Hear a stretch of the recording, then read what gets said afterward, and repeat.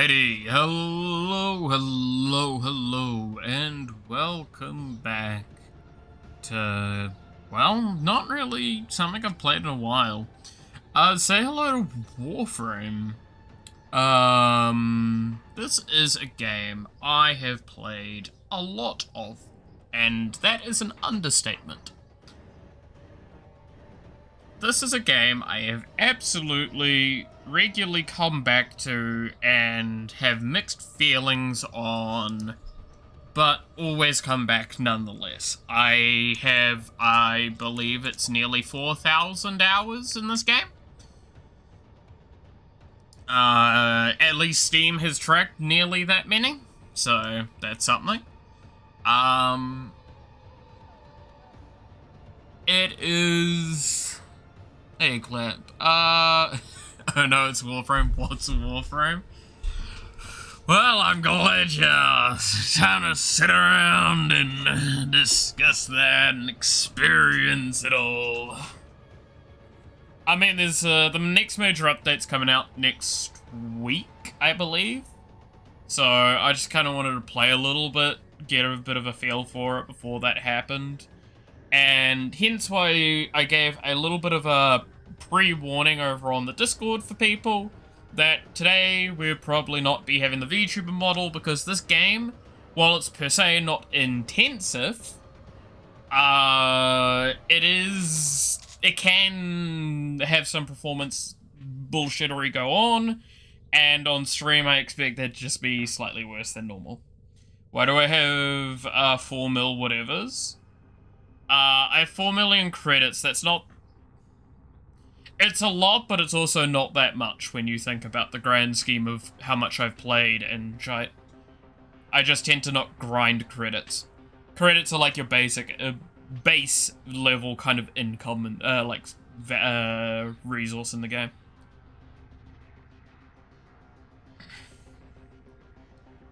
Why does he keep dancing? Because it's in idle mode, so... while I'm looking at him in the menu. I could just, like, leave the menu and go here instead, but, yeah. Then I'm just walking around my own ship.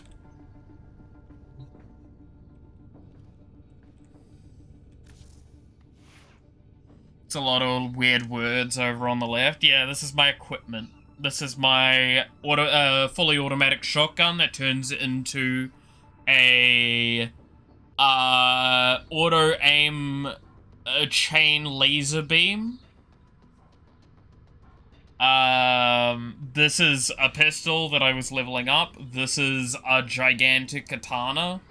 It's actually a tatsu, I believe. No, what are they called again? I actually can't remember what the big ones are called. Off the top. Eldachi? No. Something like that. Then that's the school that I'm running. That's my Parazon. Then I have like my companion. Then I have like my gear.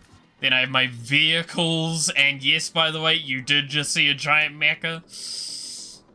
You know, the normal stuff, and that's per loadout.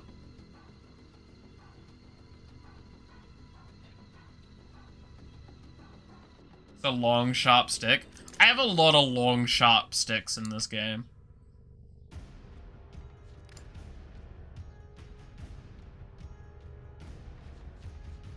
I also have this, which is like... Okay, I'm gonna just preface this game for those that may not know. I'm gonna use the term war crime a lot. Please understand that it is one of the easiest ways to actually explain this game. As much as, like, it is not really something you probably should joke about, especially to the extent that I will be saying it, but realize that this literally does... This explodes and applies a bleed proc forcefully to everyone in an area that's based off the critical that I've overcharged. So this pretty much doesn't care unless you have you're a boss with special damage rules. It will fucking kill you. And there is damage like viral and radiation and toxin and gas and all sorts. And I abuse all of these elements. These are the base core mechanics of the game. It is an ongoing joke in the community of this game that we are genocidal space ninjas. We fight EA representatives, fucking, like, all sorts. There's a lot in this game that's very, very topical in a lot of ways. Anyway, before we get started, there is one other thing I did promise that I would do over on the Discord. Fucking...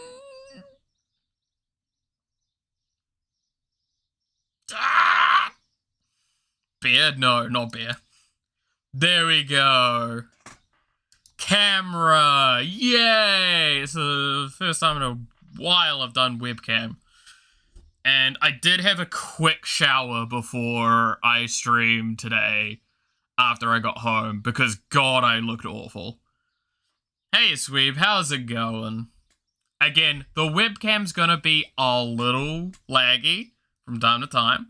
I can do some stuff to cover that up a little bit. But you get to see, like, why it was beneficial before when the microphone was right in front of me. God, that looks so dumb.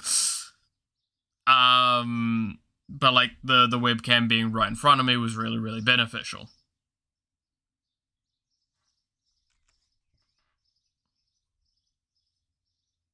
Okay, see if I can fix this.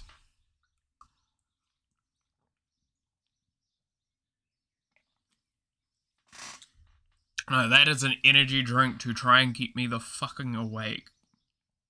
Because, God, I'm not all here. Okay.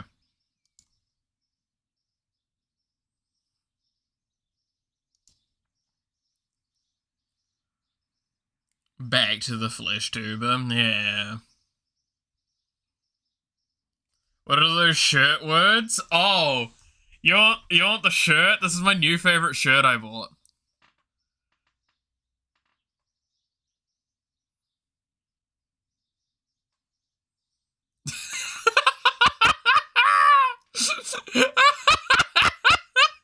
I fucking love this shirt. It's so good.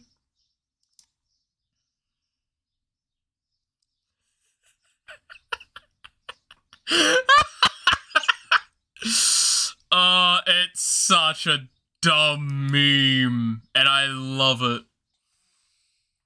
Thanks for the stroke. I'm glad, because that's exactly the point of it. Alright, a little bit more, and I should have the game cleaned up a little bit. Quit you.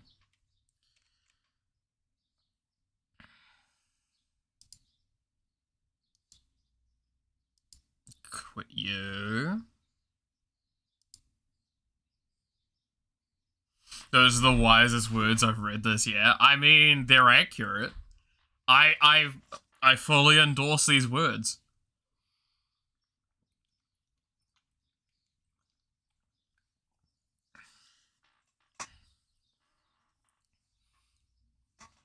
Oh, fuck.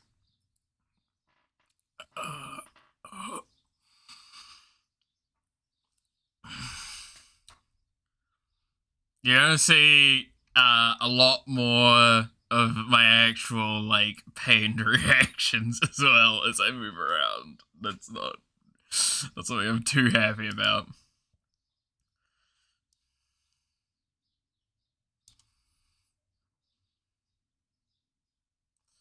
Alright, how much can I don't think I can trim anything else, and I think the game overall lags less when I'm tabbed into it. Right? It seems more consistent lag. Okay, that's fine. We get Malith dying live? Yeah, pretty much.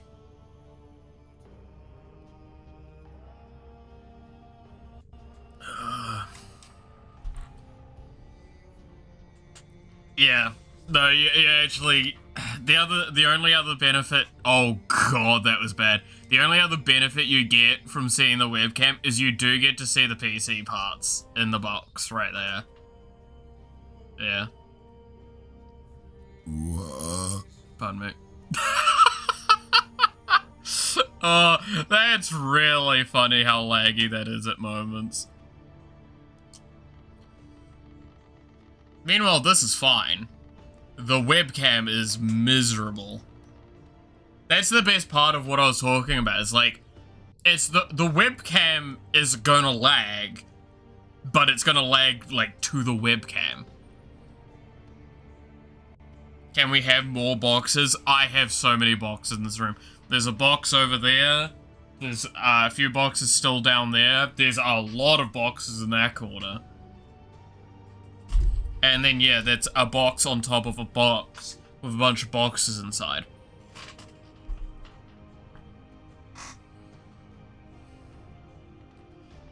Anyway, so who do we want to play today? What the fuck do I want to play is a question in its own right. Like, what kind of mission do I want to do? Old man is really not all here. I'm sorry.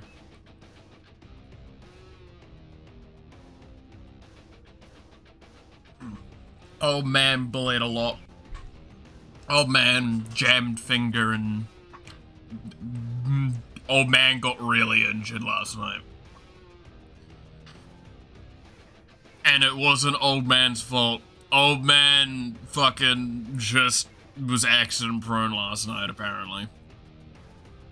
I actually bled over my hand. It was great. Didn't even notice until I got it pointed out to me by one of the nurses. It's like, you're not supposed to be bleeding right now. I'm like, am I? It's like, yes, have you looked at your hand? I'm like, huh? That's not good. That's why I wanted to have a shower so I didn't have a hand covered still, like, heavily in blood.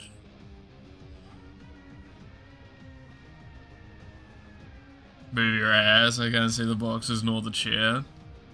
Alright, well, you know what, later, maybe.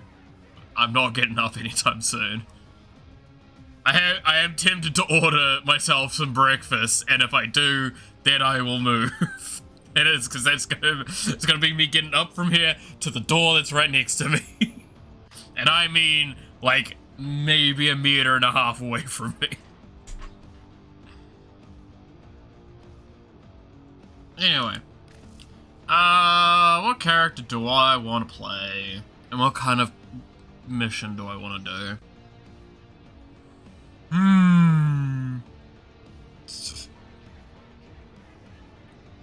What kind of war crime do I want to commit? And if, again, I apologize if you think I'm using that word too much in this game. But, like, this character, Sin, is literally a microwave and microwaves people. And, like, actually, affects the atomic structure of things. Molecularly priming them. That is literally what the ability says. Auto breakfast says it. God fucking damn it. No. Oh god, now I have to, right? Alright. I don't think there's much open at the moment, right? I'm gonna open up my phone. Well, I'm gonna decide what I'm eating, and I'm deciding what war crime I will commit. What are fucking decisions. Do we want bakery or, like, there's a kebab cafe place. They do kind of, like, nice meat on chips. But there's, like, bakeries that are open. There's fucking McDonald's. No, we're not getting McDonald's. They're getting expensive. What if you just roll the dice on what? The thing to play or the food? There's not many choices, so it's possible. Okay, let me open up what's got specials and see how many there are.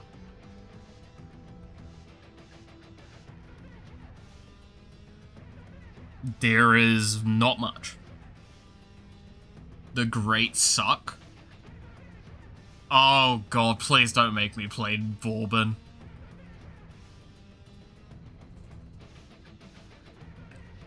That is a warframe that has taken... So they're very old, and they are very outdated, and they have not been treated well since. They are very bad now.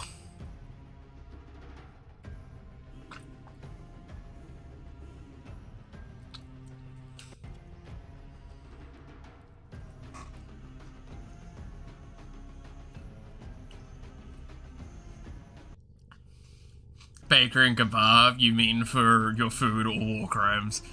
Both, actually. I could make kebabs with people. This is not a joke. I could play like Nizar, and he does actually skewer people. Those are some names. Oh yeah, so I name all my loadouts in the most, like, stupid way. This is something I've done since I could, and has been the case all the way through. Prager's not the SAO one. Do you want to know what that is in relation to? It's Oberon, which, if you remember SAO Oberon,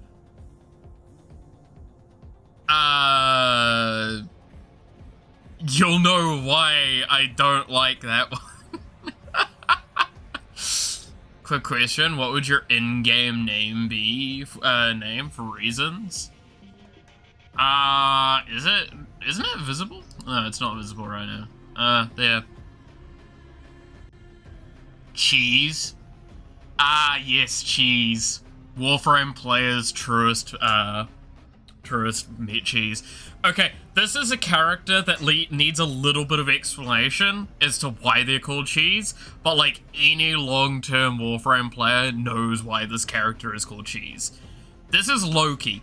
So there are a few forms of damage mitigation in the game, and the main way to, so there's like invulnerability, there's now overshield, there's armor, there's shield stuff and all that. Loki has a unique one called invisibility. This is not a joke, he has invisibility, and then when you give him Hush, all of his weapons are silenced. He is untargetable, theoretically, and undetectable, theoretically. As long as nothing weird happens, you just can do whatever the fuck you want. And what's even better is the build I have for him is, again, going to that war crime joke, really fucking messed up. So, if we look at the abilities quickly, so I've replaced one of his abilities. So I have Radial Disarm, which is his ult, that is augmented with Irradiating Disarm, so it knocks the weapons out of their hand, irradiates them so they attack their allies.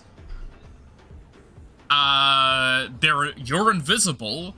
Then you have Shooting Gallery, which jams their guns, except they're not got guns, they've got batons out, so it jams their baton. And then I've got the augment on for that one that blinds people when you kill people.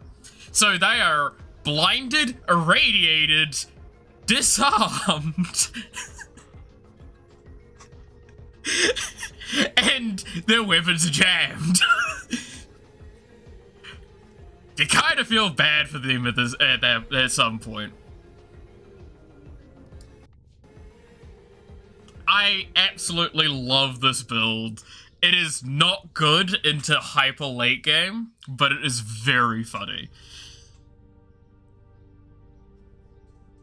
It's very, very funny to me. Like...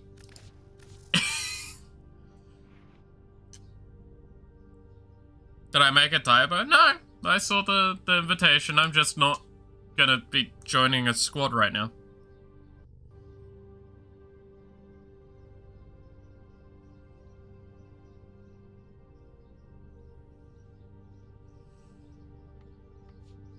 But yeah, like, I have a lot of range on this character to, like, make it work. I think the augment fell out because, I guess, capacity changed. But yeah, no, that's the charm of this this build. The invite was by accident? Oh, okay. If your friend invited me, then yeah, probably. I just haven't looked yet. We've just been in the selector for now. Like, I could probably, I don't see it up there, but yeah. What's another one that you see, that any of you see that is funny?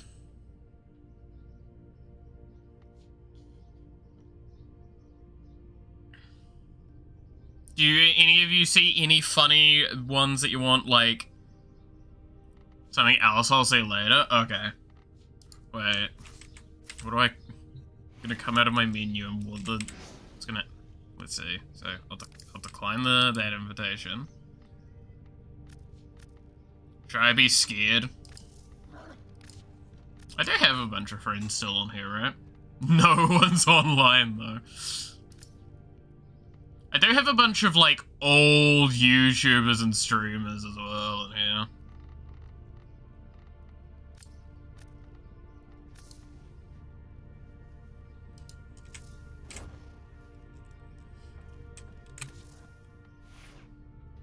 No? What was No? Oh, No is Urelli. No is the character I absolutely dislike the most. This is the character I absolutely just have disdain for.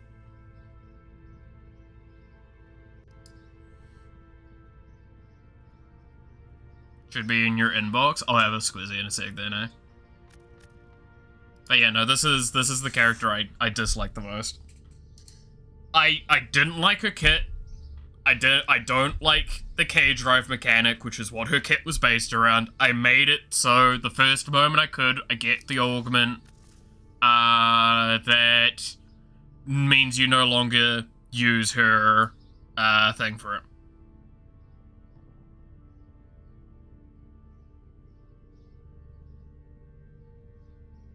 Looked like for a few seconds.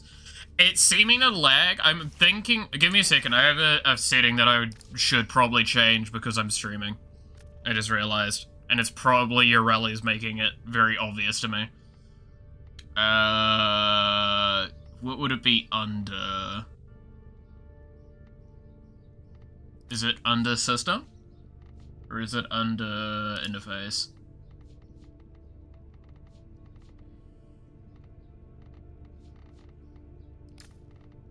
Probably here.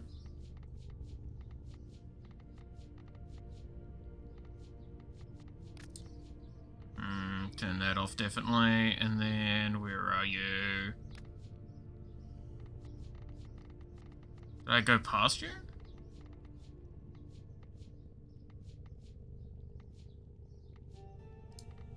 We'll just touch these down a little bit. Now the game should move a lot smoother. There we go.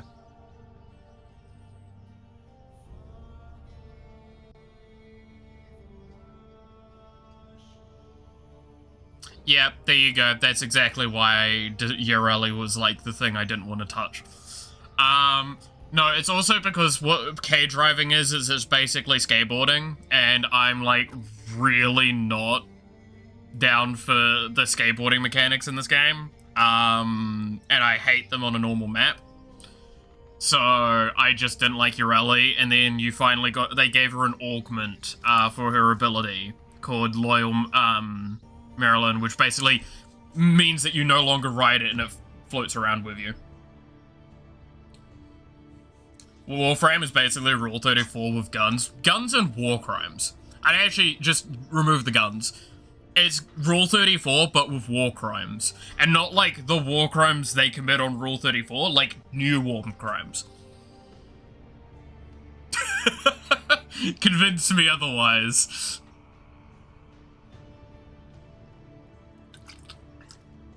Literally, there's a joke about this game that the true endgame is fashion frame. Because what you've got is a war frame, right? Your character. If you're wondering, yes, I have, like, visually changed up every character I could.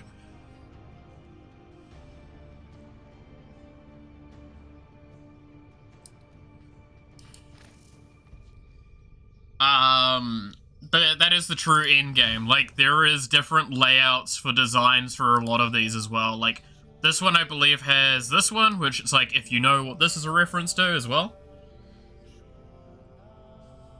War crimes levels, yeah. Like, I even have some of my visual layouts have references and memes. I mean, if we want memes, if we want truly memes, give me a second. Where is she? I actually can't remember what she's listed under. Drop the beat.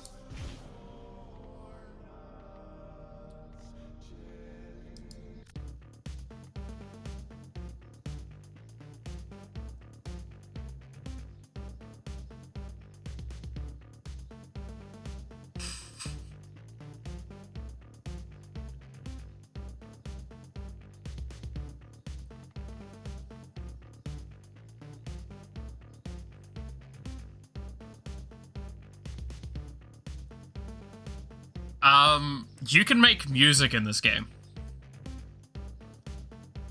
Like, these are the notes. This is actually relevant to this character's abilities. And you'll hear this in-game if I'm using this character's abilities. And if you're wondering, yes, this is the tune of We Are Number One.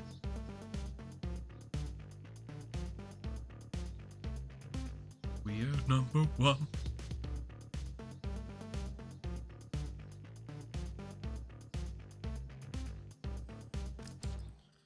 What else do I have here? I have a few different songs.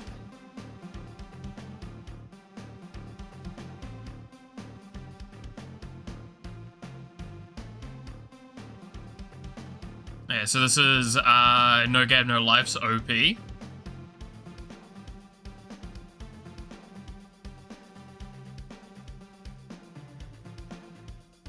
This is Recreators OP.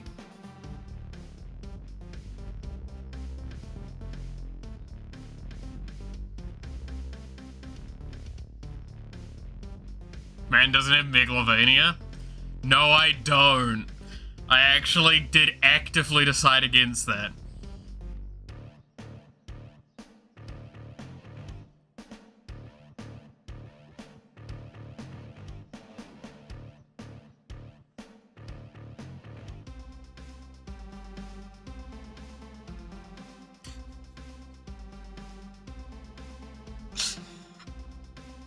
Oh, I hate that.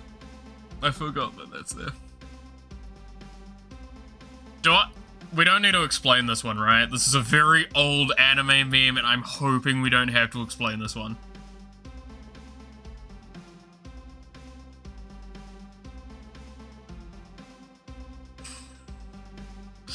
But then there's like a bunch of bass stuff, and I think that was the first song I made.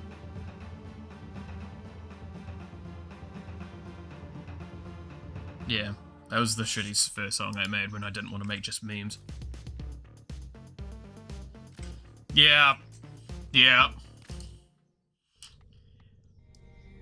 And it's funny as well, this character actually, it's talking about appearance stuff, I will show that heirloom thing. I don't think I have it currently, but, like, to give an idea, Octavia is the music frame. Like, very much the music frame. And even she is not away from the fact that there is a Miku-like skin for her. It's probably easier if I show it on a base model. But this is the Diva skin. It's fucking Hatsune Miku.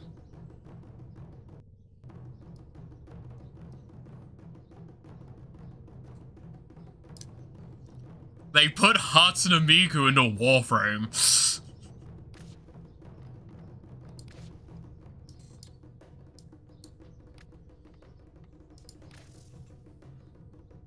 No, you want, let's see, can I, where's Ember? We're looking for, yeah, Ragnaros' wife. Kurumi into Miko, yeah. A Kome? Wait, does Kome have a thing for that? Man, I should probably look.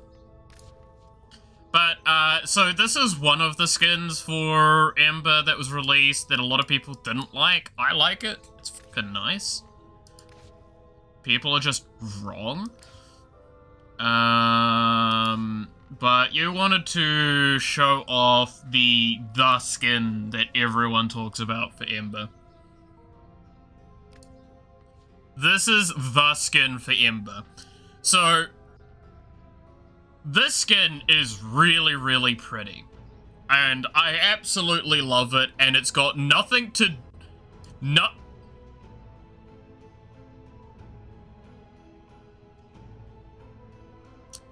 It's got... Yeah, so it's a really nice skin.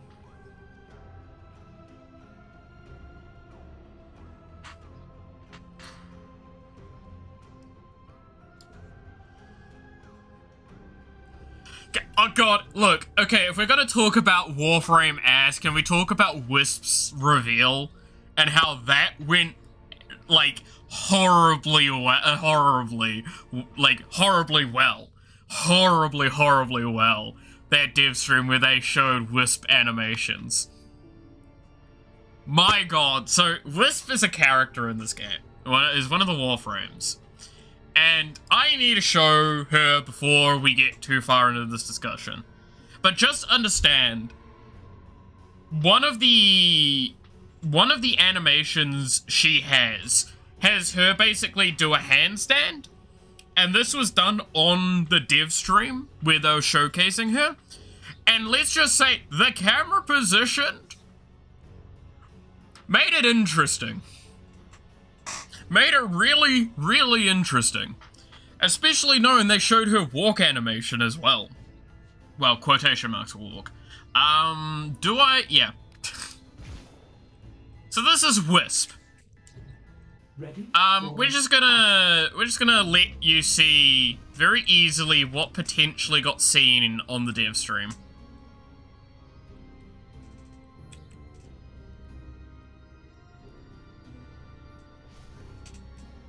Now just think about her flipping onto a handstand all of a sudden.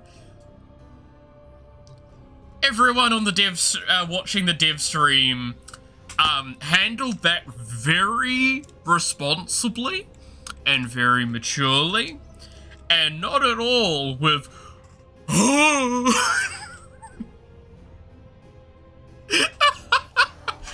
No, there was a lot of pog. There was a lot of pog, I remember it well.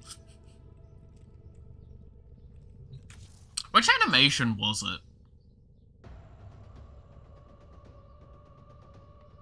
It was just one of her idle animations, I think. But yeah, no, she... I still need to get the prime of her. Yeah, it was something like this sort of stuff. I know this isn't it, because I believe... Yeah, there's the agile animation. That's her being agile.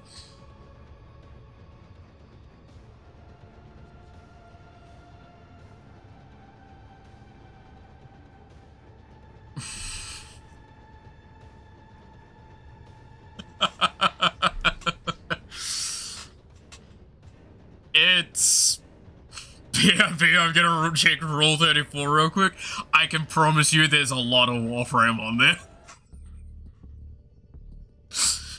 Like, that's the thing, right? Is this is one of those parts where I do fully know about how Warframe, it did not survive well against the accusations, and then it didn't get helped by its own developers that started going,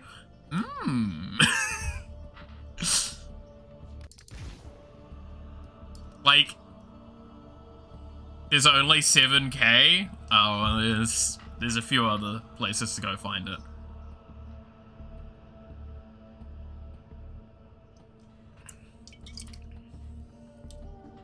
I hope you guys are enjoying the, like, basically the pause screen at the moment.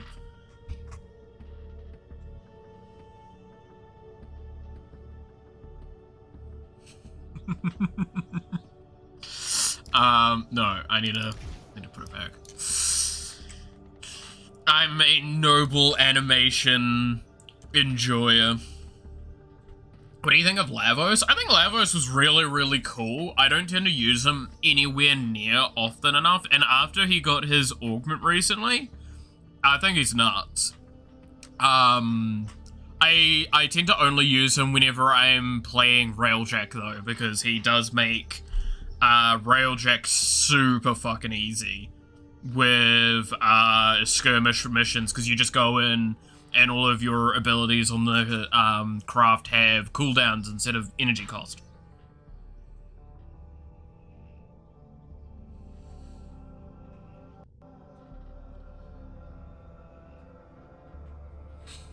Which game you most play? Do you mean, like, in general, what game do I play the most?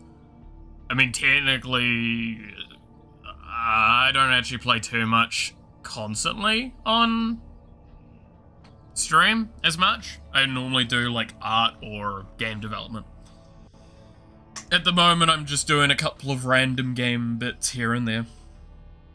I just kind of wanted to do a bit of Warframe today because I know Warframe's getting the big, massive update next week, and I just wanted to get a little bit, dip my toe back in a little bit. As in wasted? Oh, I have over 3,000 hours in this game. I have sunk an amount of money that I do not want to think about into this game. Understand that these icons should indicate alone to you a fair bit that there was a long period of time I was buying Prime Access. Like, full Prime Access for this game. I will never, like, leave this game behind. I have this, not on this account, but I did play back when there was no Orbiter. It was just menus.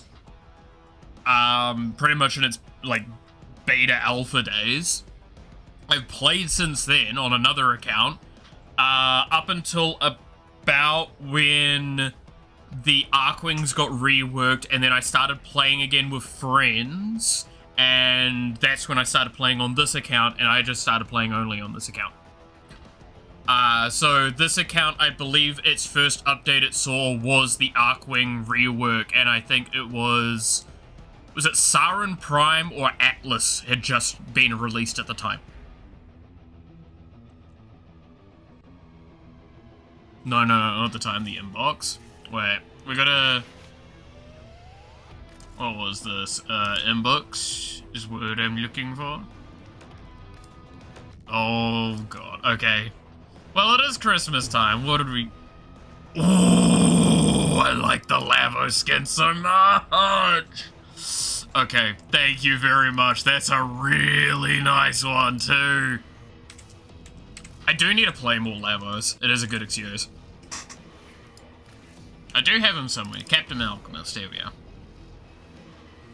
Walking Microwave. Walking Microwave is one of my most played characters nowadays, which is Nova.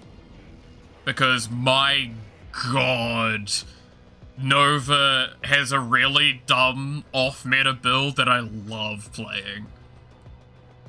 So, okay, this is where I want to put a preface on how I play Warframe. So I don't follow metas pretty much ever. I play whatever I feel like playing, and I optimize. I find ways to optimize what I'm wanting to play to my play pattern, right?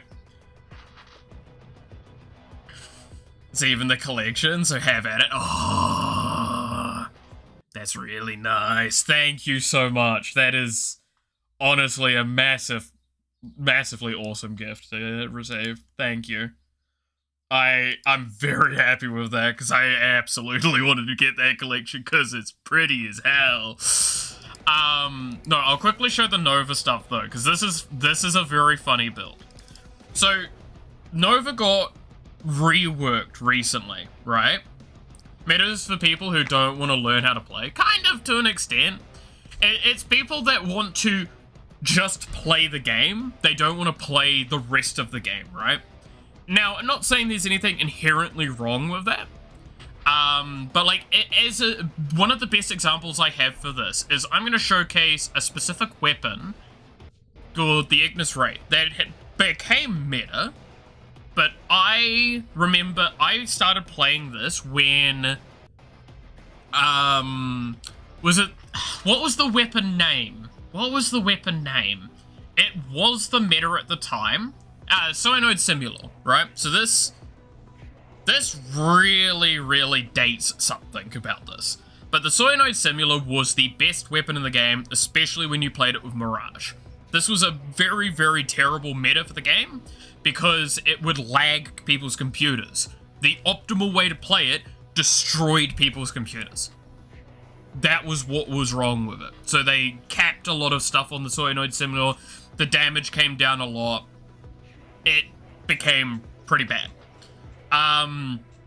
So what I did was I was curious because the stats of the Cyanide Simulor prior to the nerf were very similar to the stats of the Ignis Wraith. So I decided to take what I'd learnt from the Cyanide Simulor meta that I didn't get involved with, because I played it I think twice and I was like, yeah, I'm not playing this. And I put it on the Ignis Wraith. That is what pretty much the build on it is still to this day, outside of like 1 or 2 tweaks. And then you look at this, and this is a meta build basically now. A slight offshoot of it, which was fascinating because I would give this build to every person I knew that was starting to play the game and happened to be able to get access to this, and they absolutely loved it. So this was one of those weapons that I would basically give to new players. Now, I am stressing I did not make this weapon meta. I'm not going to put in any claim into that at all. This happened probably very much independent of what I did. But the fact that the build ended up the same way indicates that it's like, oh no, I kind of knew why the weapon was good, and I knew it was good well before a lot of the major curve did as well. Specifically because of hunter munitions. Because being able to abusively use a flamethrower, again, this is not, people that don't know this game is really funny to explain this. This is a flamethrower that applies viral damage and bleeds you when it critically strikes you. Which it has, what again? 65% crit chance per tick of damage. Yeah, so a lot.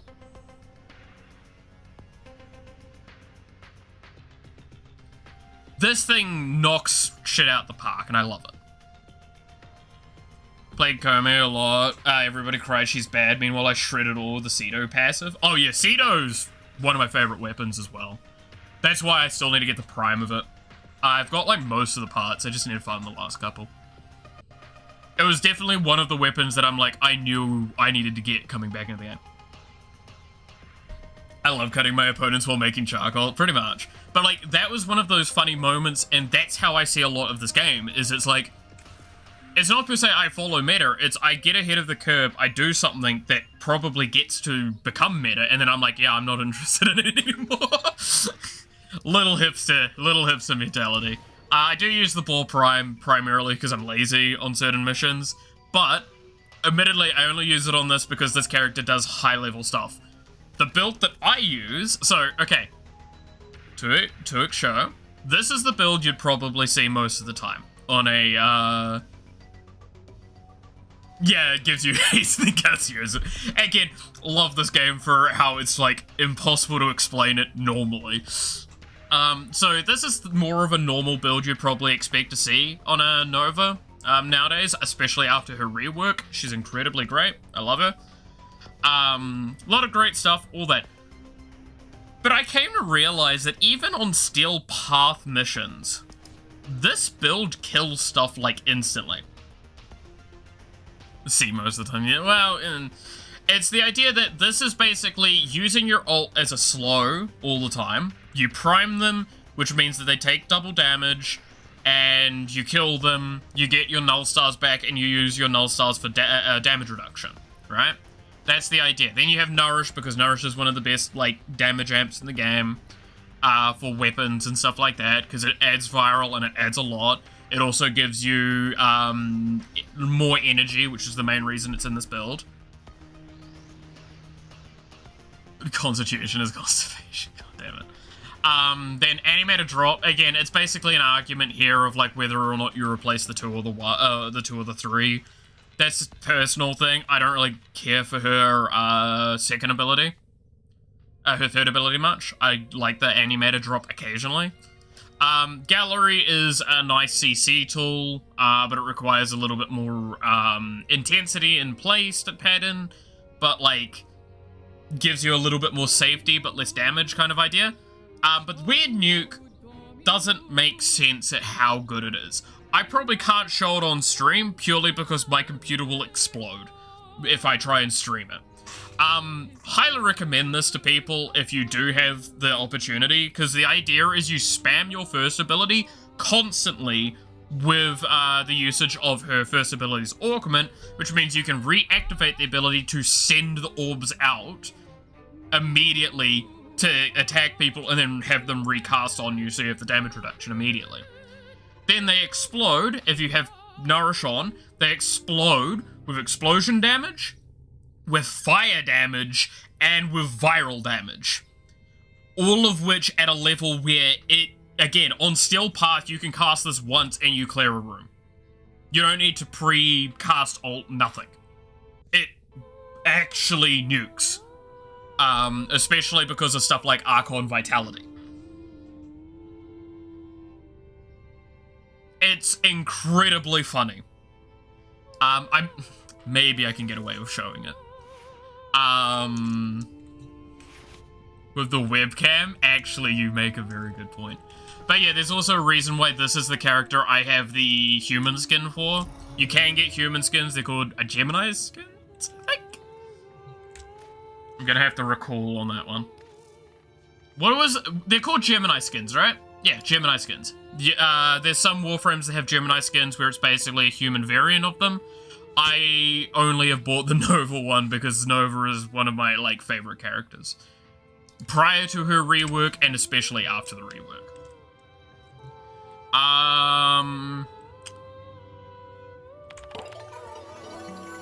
Please select destination. How about I just quickly showcase a mission Plotting route. at a high level that so I can like show what I'm talking about with this character. Cat, yes. Also motorbike. Oh yeah, by the way, this is 1999 that we've gone back to, the year 1999. That's what this area is. That's not a joke, that's literally why that is it.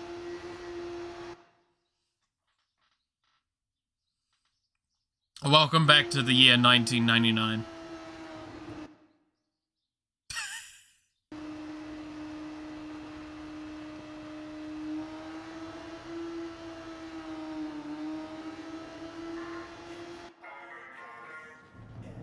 It's also got some amazing music.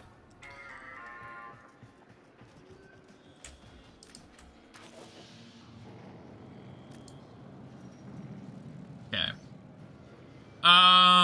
Where is... Yeah, here we go.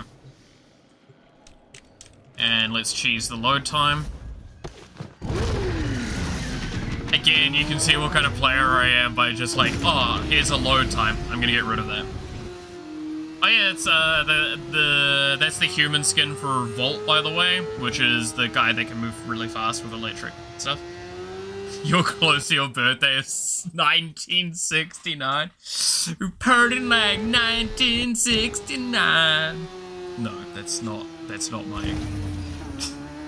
not that old. Their rage is vehement, their focus impressive.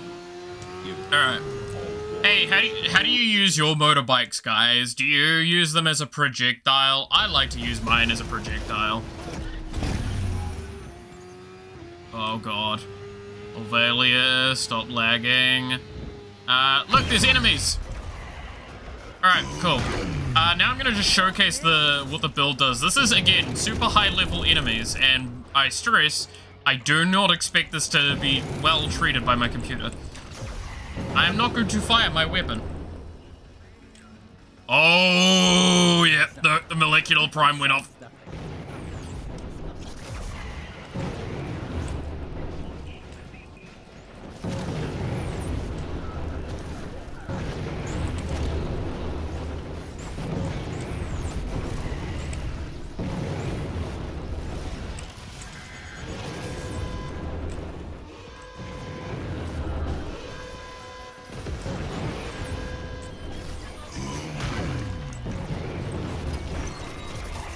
Motorbikes are rideable grenades. They actually are. They are a genuine weapon in this.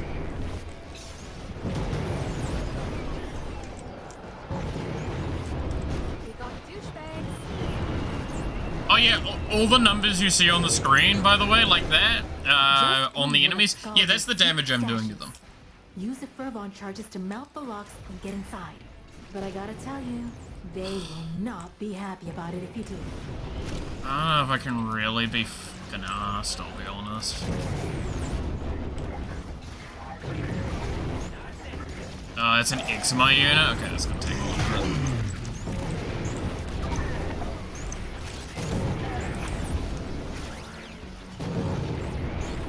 Because I kind of require large groupings of enemies to be effective.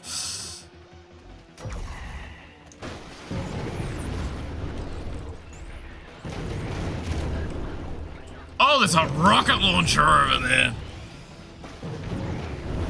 Do the funny and shoot the gun. I could shoot the gun and commit worse war crimes.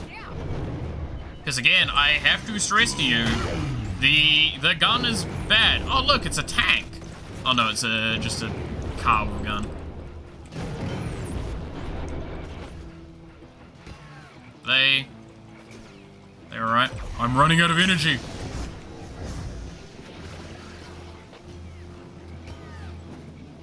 Okay, I'm gonna have to use the gun then. I don't like this car. Gun is good. This is a fully automatic shotgun that also potentially shoots laser beams.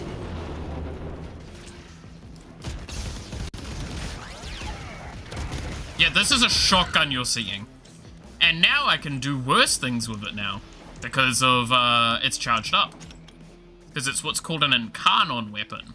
And incarnon weapons allow me to press, the middle mouse button and change its firing type to laser beam of destruction that chains between enemies. Cauldron on high alert. Your And it auto-targets to them. Cache is closing. Find the fervon charges.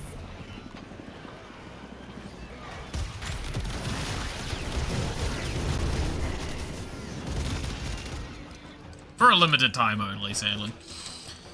I guess I should do the thermo charges.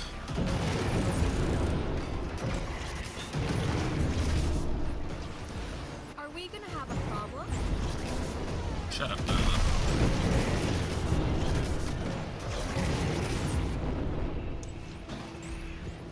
So this game has a lot of, like, movement stuff, parkour, all that.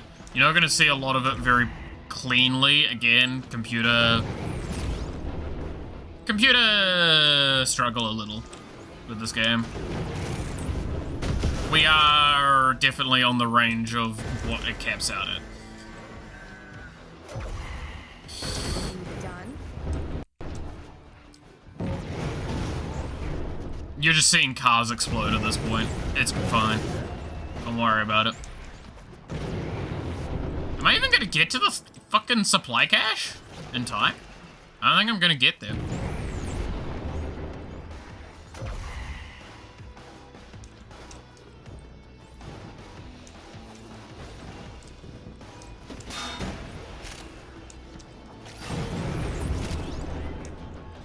Because this is gonna require me getting there and then also finding the things in 30 seconds. Depends on what area it is if I know the locations off the top of my head.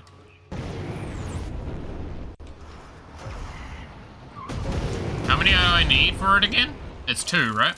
Yeah, it's 2 for solo. Oh, 18 seconds. Well, there's fucking one of them.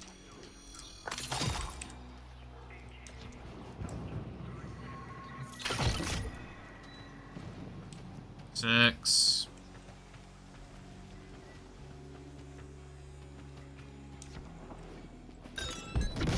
No. The cat was Shut up. destroyed. It's okay. We'll make do. Shut up. I haven't done these missions in a while. I'm rusty. I used to do a lot of Hove earlier when it came out. Can we kill these guys? You know what? Let's speed up all the enemies by like 75% so they run and shoot faster. Now you might think that's a bad idea, but the thing is, I don't really care. It's not like they can kill me anyway. Just drop dead already.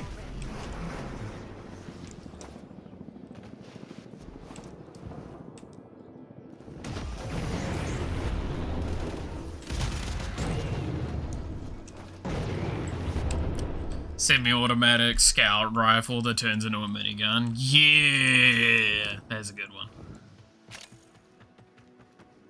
You should be a god by now. Oh, I am. Again, we are playing, just as a reminder, in case this wasn't, like, clear, we are playing what's called Steel Path, which is supposed to be, like, enemies are 100 levels above what they're supposed to be. They have enhanced armor and are near unkillable. Very much near unkillable. And you have to have, like, really strong builds to deal with them. That is definitely what you do. Remember how I said this is a very dumb off-meta build? Oh, speaking of, one of the reasons why you can tell it's Steel Path and me, not talking out my ass. Stalker Acolyte! Who is it? Angst. Hi, Angst. Where are you? Hi, Angst. This is a boss that gets a damage reduction to me. And is, like, very, very tanky, and is supposed to be a very hard fight. They did. That was a boss.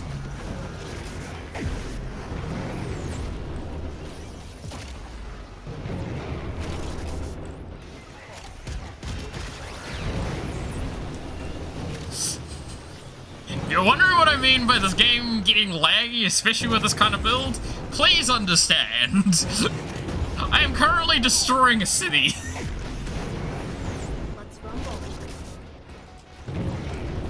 Do it again? I could do it worse. I could bring the Glaive Prime.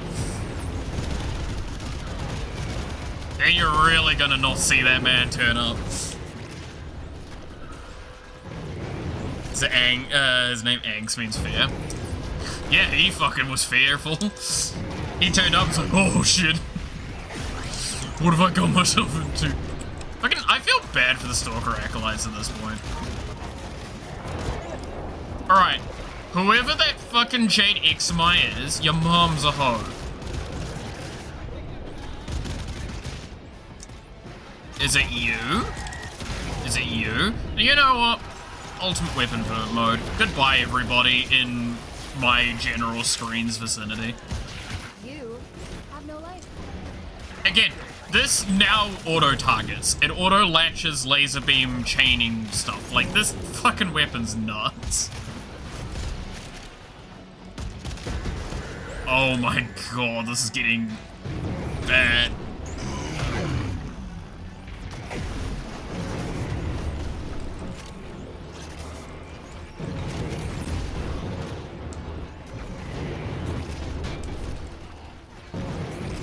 Oh, come on, just die already. I want to leave this mission. There we go. Now that we've killed enough people, we can just leave, so I don't need to fight anymore. Which means I can do this. Vroom vroom. You exist to strike. You strike to win. Alright.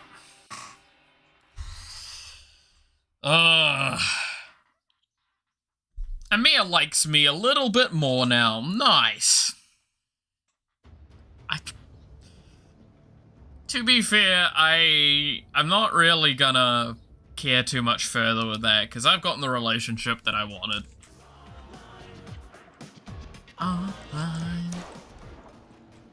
Anyway. Let's leave Holvalia. I got to showcase, roughly speaking, what I was talking about with that build, though. That is a build that should not be still killing stuff at, like, high-end end-game content. In case you were, like, querying, by the way, so if I look at the normal star chart, this is the normal star chart. If we turn off Steel Path, the kind of, like, end-game enemies are, like, here. Mott is probably the best example. So 40, 45 enemies, right? If I put Steel Path on, so this tag here, it says 100 plus enemy level, 250% to the enemy health on top of the level bonuses I gain, and 250% to the shield as well. To prove that, if we look at Mott, you can see it's 140 to 145, right? What mission did we just do? We just did what's called Steel Path in Holvalia.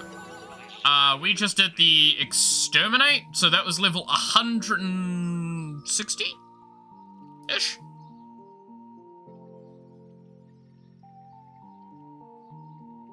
You can't see? Oh, you can see if I hover over it here. It's hard to read, admittedly, because this writing's kind of rough, but it's that. So those are the augments for displaying in Steel Path. Do not drink the kombucha. And then I'm playing with, like, even more powerful sort of stuff, theoretically, than what I just showed you on the basic star chart. And I'm, like, still kind of just killing them with a meme build. This is why I say to people, when it comes to Warframe, find something that looks cool and just make it work. That is the beauty of this game. It's not about, like, you can follow meta all you want, but at the end of the day, the funnest you can have, the funnest stuff you can do is just like shitpost so hard that all those people that play meta kind of go, but how? How are you doing this? That shouldn't be how that works. Beach ball, yes, there is a beach. You want to see the best part of the beach ball? If the fucking Roomba would stop. I need to kick it back up. You want to see the best part of the beach ball? If I can get it to go back up the ramp. God damn it. Go up the fucking ramp. This is such a hard thing to do. Physics, please.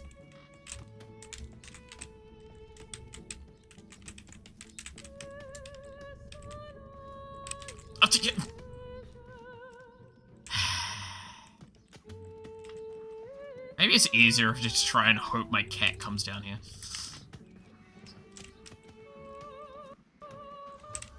God damn it, the drones are fucking playing with it now.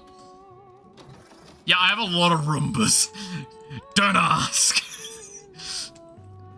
I have a lot of Roombas.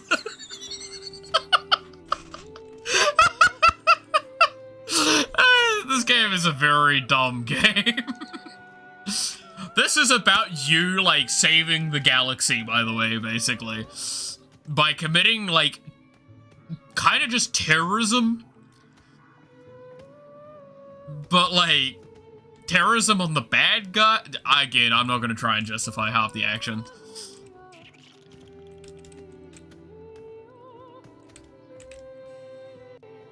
I have like 40. I can't remember how many I have.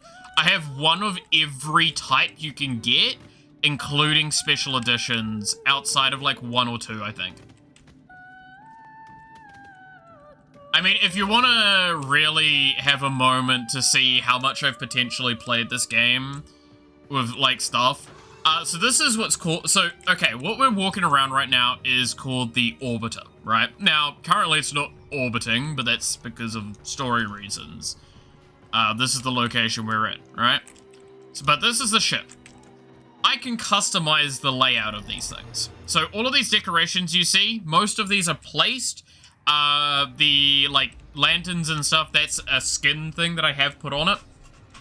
But, like, these pillars here, I place these. By the way, these are about 1 million credits each. These pillars. Anyway. But, like, I place that, put all of these, bobbleheads. Yeah, just a few bobbleheads.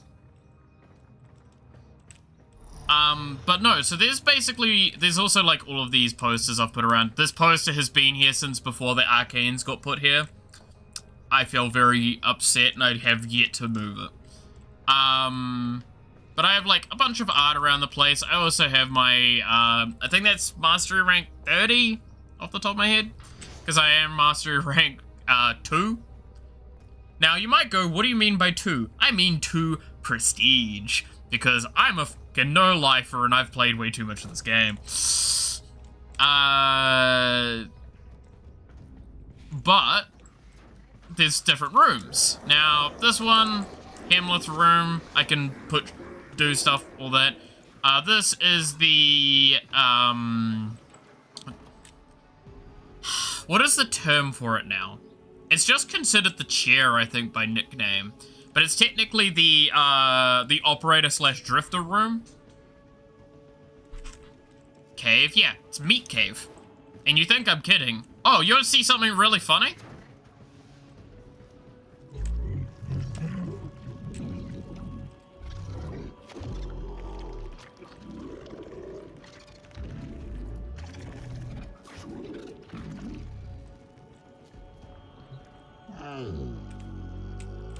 Hey, look, there's my cat.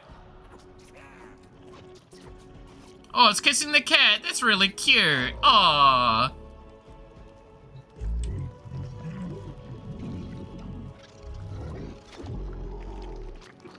Oh, look at the little guy playing around inside its mouth. Aww. I think this is my favorite interaction, though. Oh, look, it's kissing the cat again.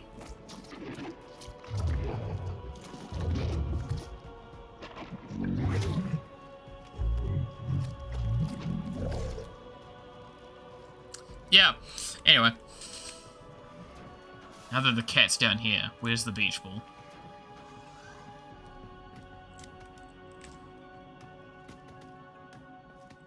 Oh, kitty!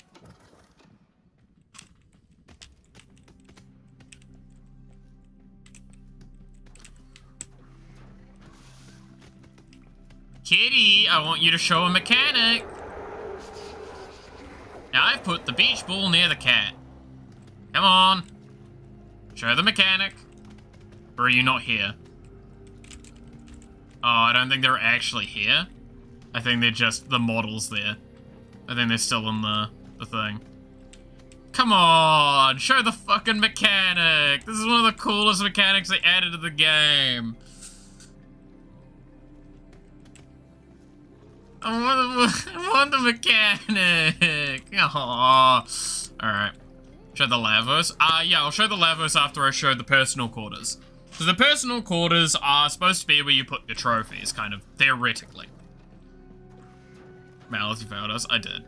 So this is where you put your trophies. So I have a bunch of special art pieces that you get from missions. I have just about every guitar you can get in the game.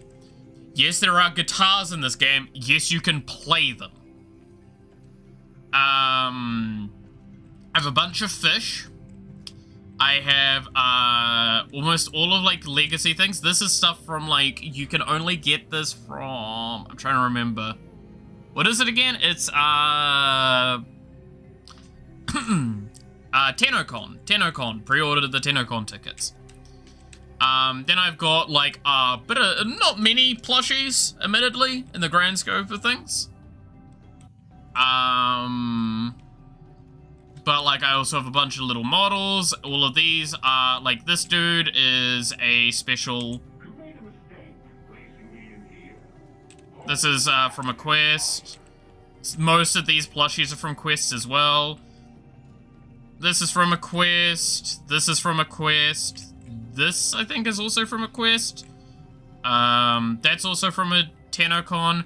These are the different Ayatan statues. There's a bunch of coins there as well that are unique, and so are those. That's a bird. That's just a live bird that's stuck in a cage. I also have a rat somewhere. Yeah, he's over there. Reminder that each of these pillars is worth $1 million. I just have multiple of them. I have a tea set that's also, I think, from a Tenocon. That lantern's also from a special event. Bunch of this is stuff. Also, there's a spider. More random special edition stuff. Yeah, no, there's a lot. It's not as, like, chocked full as some people's, rooms. But, like, the fact is, almost all of these are actually trophies. And that's kind of wild. Also, by the way, I will openly admit, this scene is basically a bunch of warframes and a Grineer bent over. I'll let you do with that as you will. Anyway, let's show the Lavo skin that we just got, because I want to do some cosmetics with it.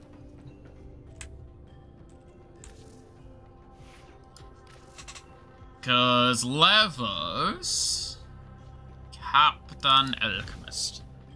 Can we pet the rat? We cannot pet the rat. We can pet our cat, though.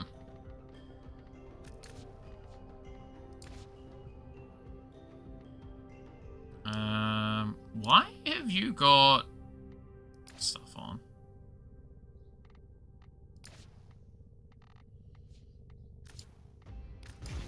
Okay, I'm gonna reset you to default. And then we're gonna put the new skin on, because it looks fucking swank. Look at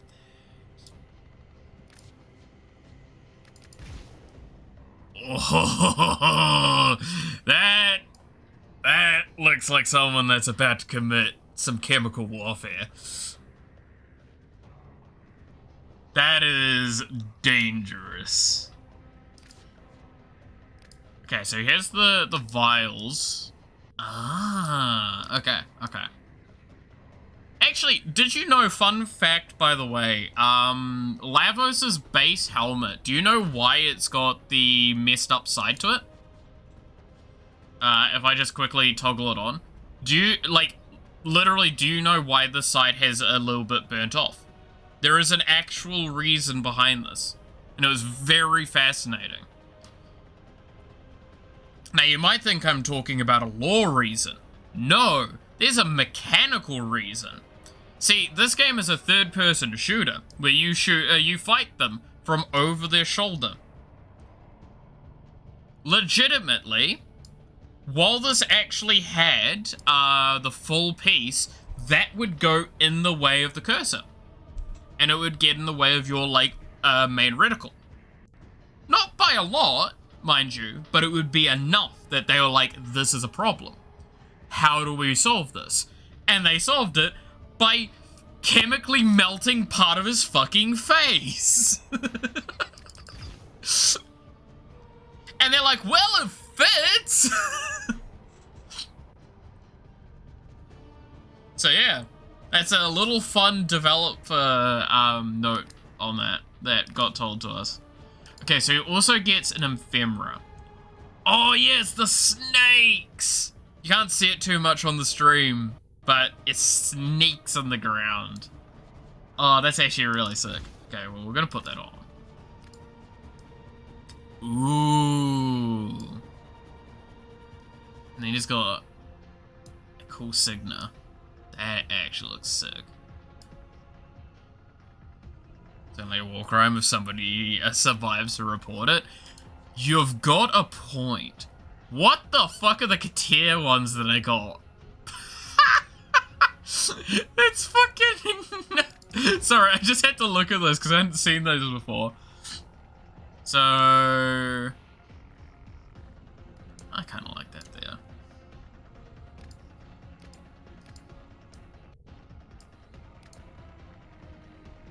Okay. Oh yeah, I also have a lot of cosmetics in the game.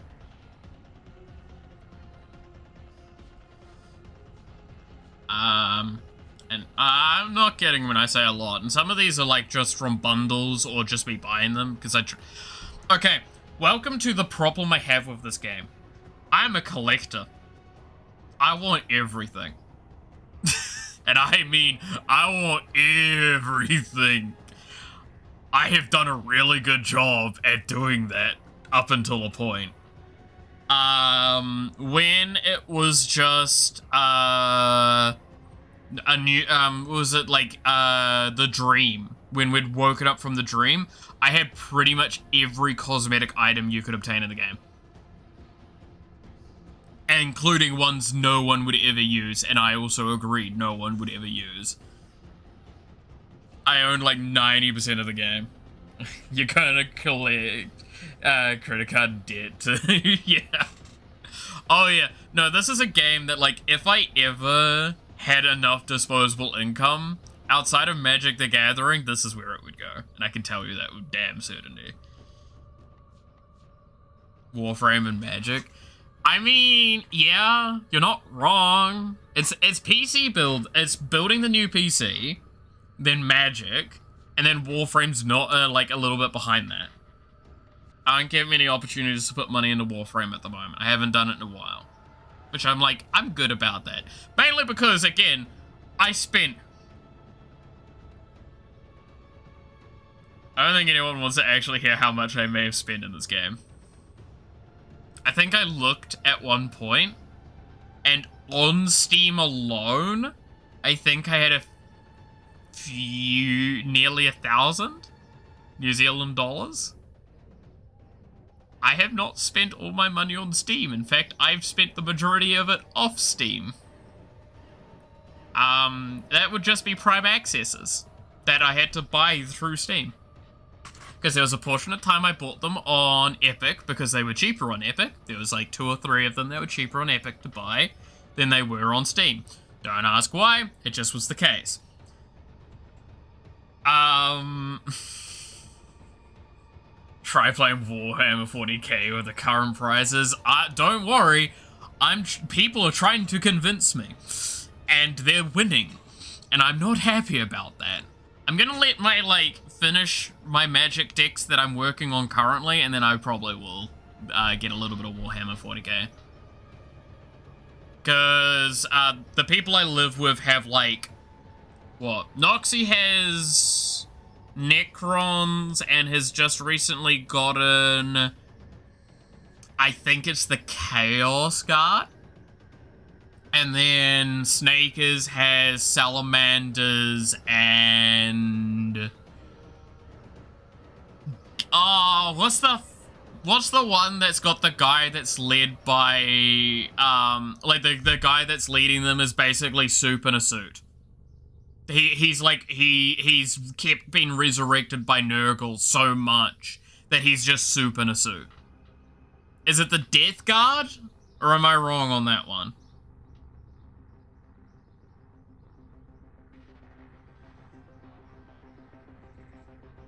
You specified the majority? Yeah. You sit there and go, oh, it's not too bad when you hear about how much oh.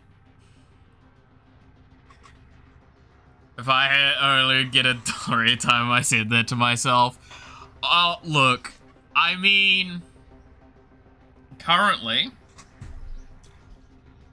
I've got, I mean decks that I need to finish. I've got my Chilean deck that I'm finishing.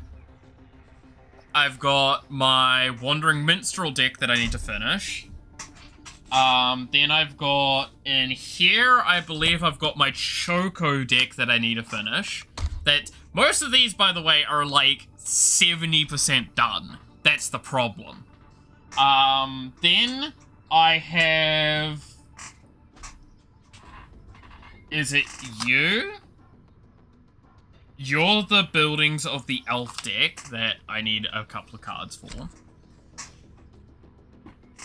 You're the Jund deck that is led by Disa that I need to get the Winter Death Toll precon to mainly finish.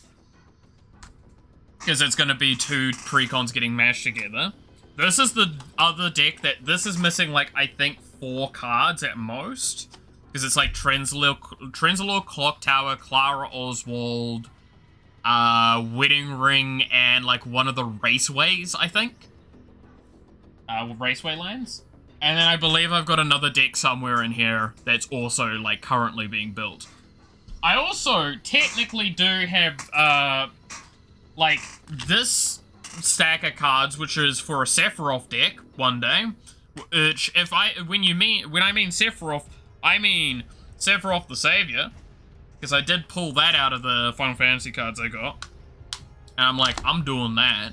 These are the cards for another precon I want to build a deck out of. And one of the cards should indicate how much money I've already dumped towards this. I may or may not have bought that secretly. And then I've got another deck there that I want to do, which is was it Ven? Is that his name? What's the rat, the Demir rat that likes exiling shit again?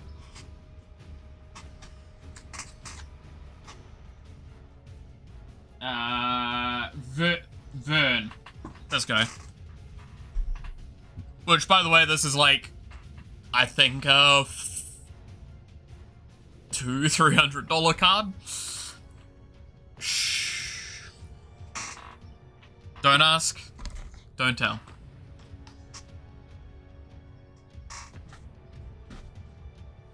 I didn't pay that for it. That's the thing. It's definitely a rat. It is a rat. He's a great little rat. Look at that guy. Look at that guy. Look at that dude. He's just a chill guy. He just wants to exile all of your shit and then make rats.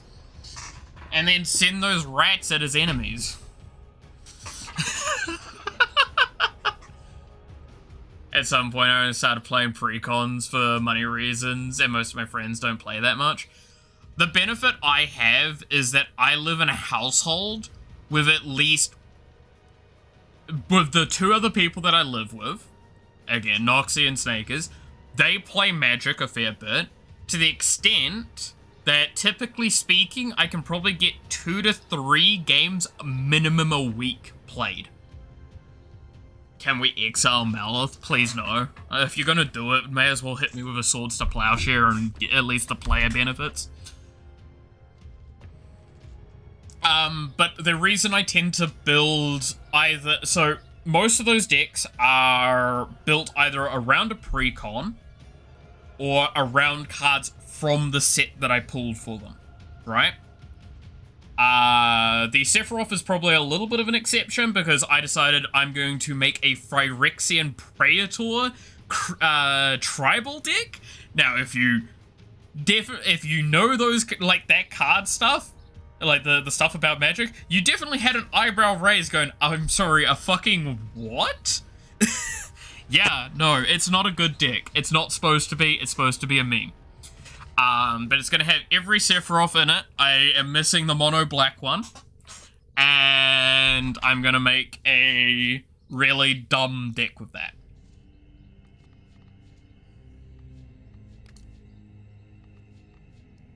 I don't feel like you put a chess piece on because you want to see the thing.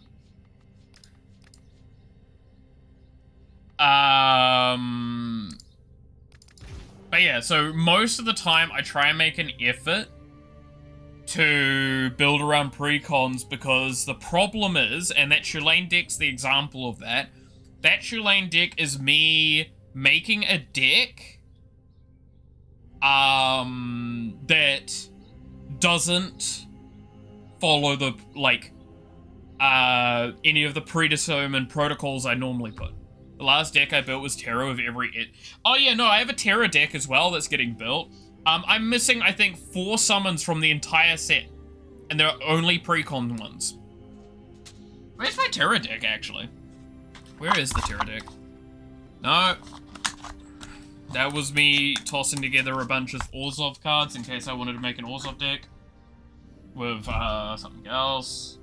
Oh, that's my fucking Igra deck. What? I forgot that's out here. I was gonna upgrade this.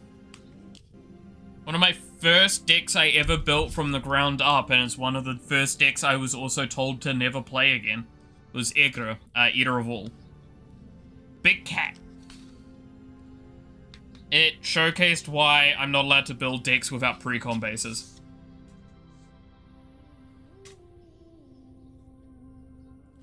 Is the Terra cards? Where are the Terra cards? Are they in this now?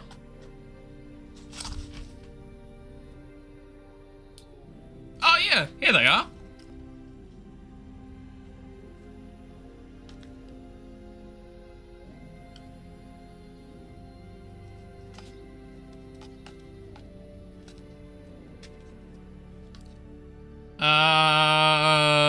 Let's see.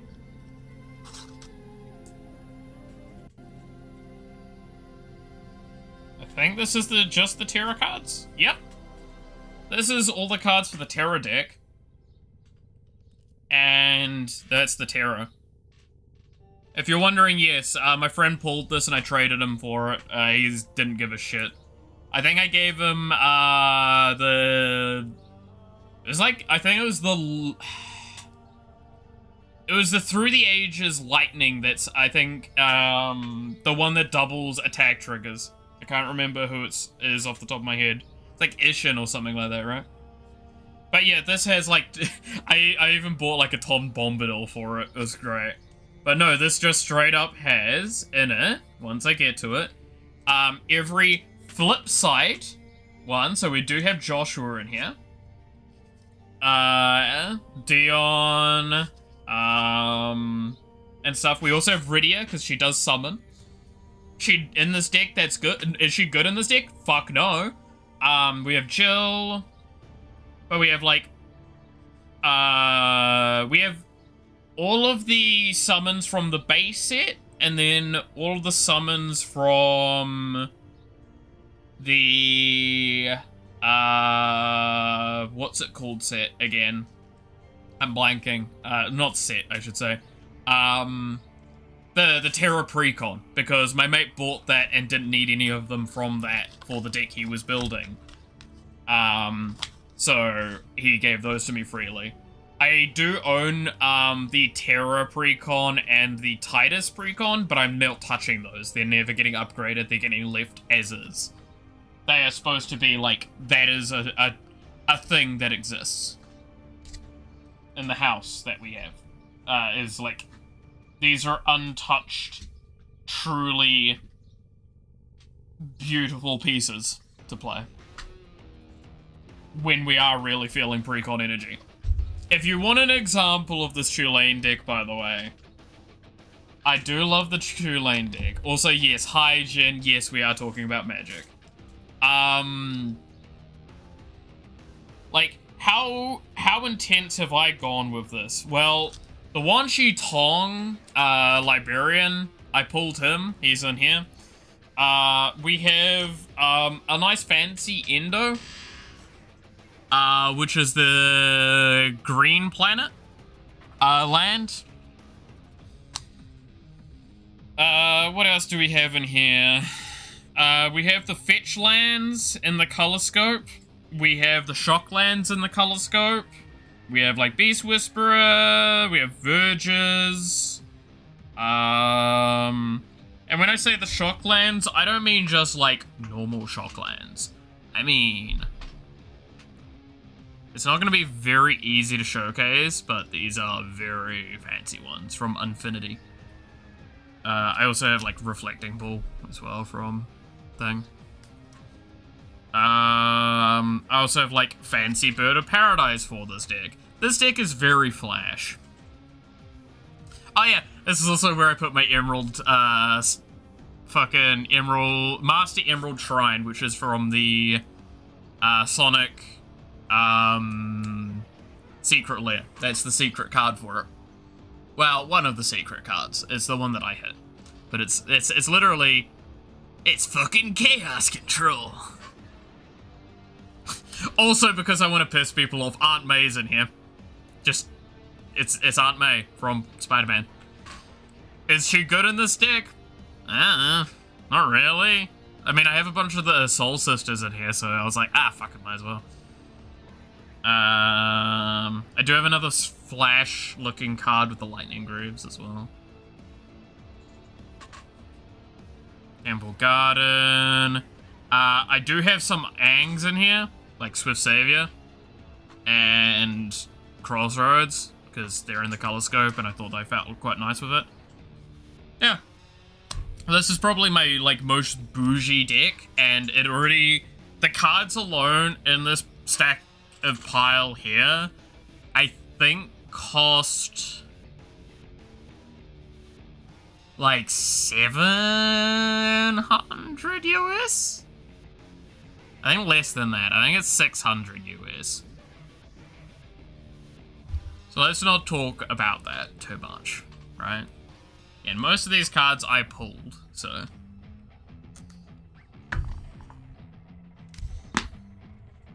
And all the best part is, the fucking commander is like, from a precon, and it's cheap as shit, but it's a fucking nutty card. Tulane is stupid. To those that may not know, how he works is it's whenever you cast a creature spell, draw a card, then put a land into play.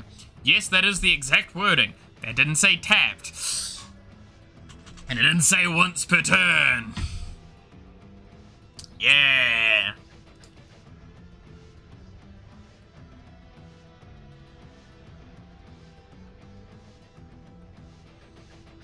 No, if you want a literal thing for that deck list, though, I do have it still. Yeah, Tulane Tempo. Give me a second.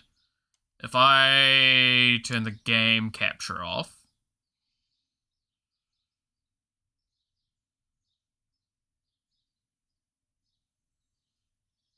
See, Total Biscuit reviewed it, now you're sad. God, that's a name I haven't heard in a while. God, that's a very, very nostalgic name. Oh, I talked to some kids today while I was at the hospital, and I fucking had a goddamn age shock again. One of them was like, "Oh, do you know Minecraft?" I'm like, "Yeah, I know Minecraft. Do you know, like, I got into it a little bit partly because of the Yogs cast." And like, the who? And I'm like, the Yogs cast, you know, Shadow of Israfel. Who? What's that?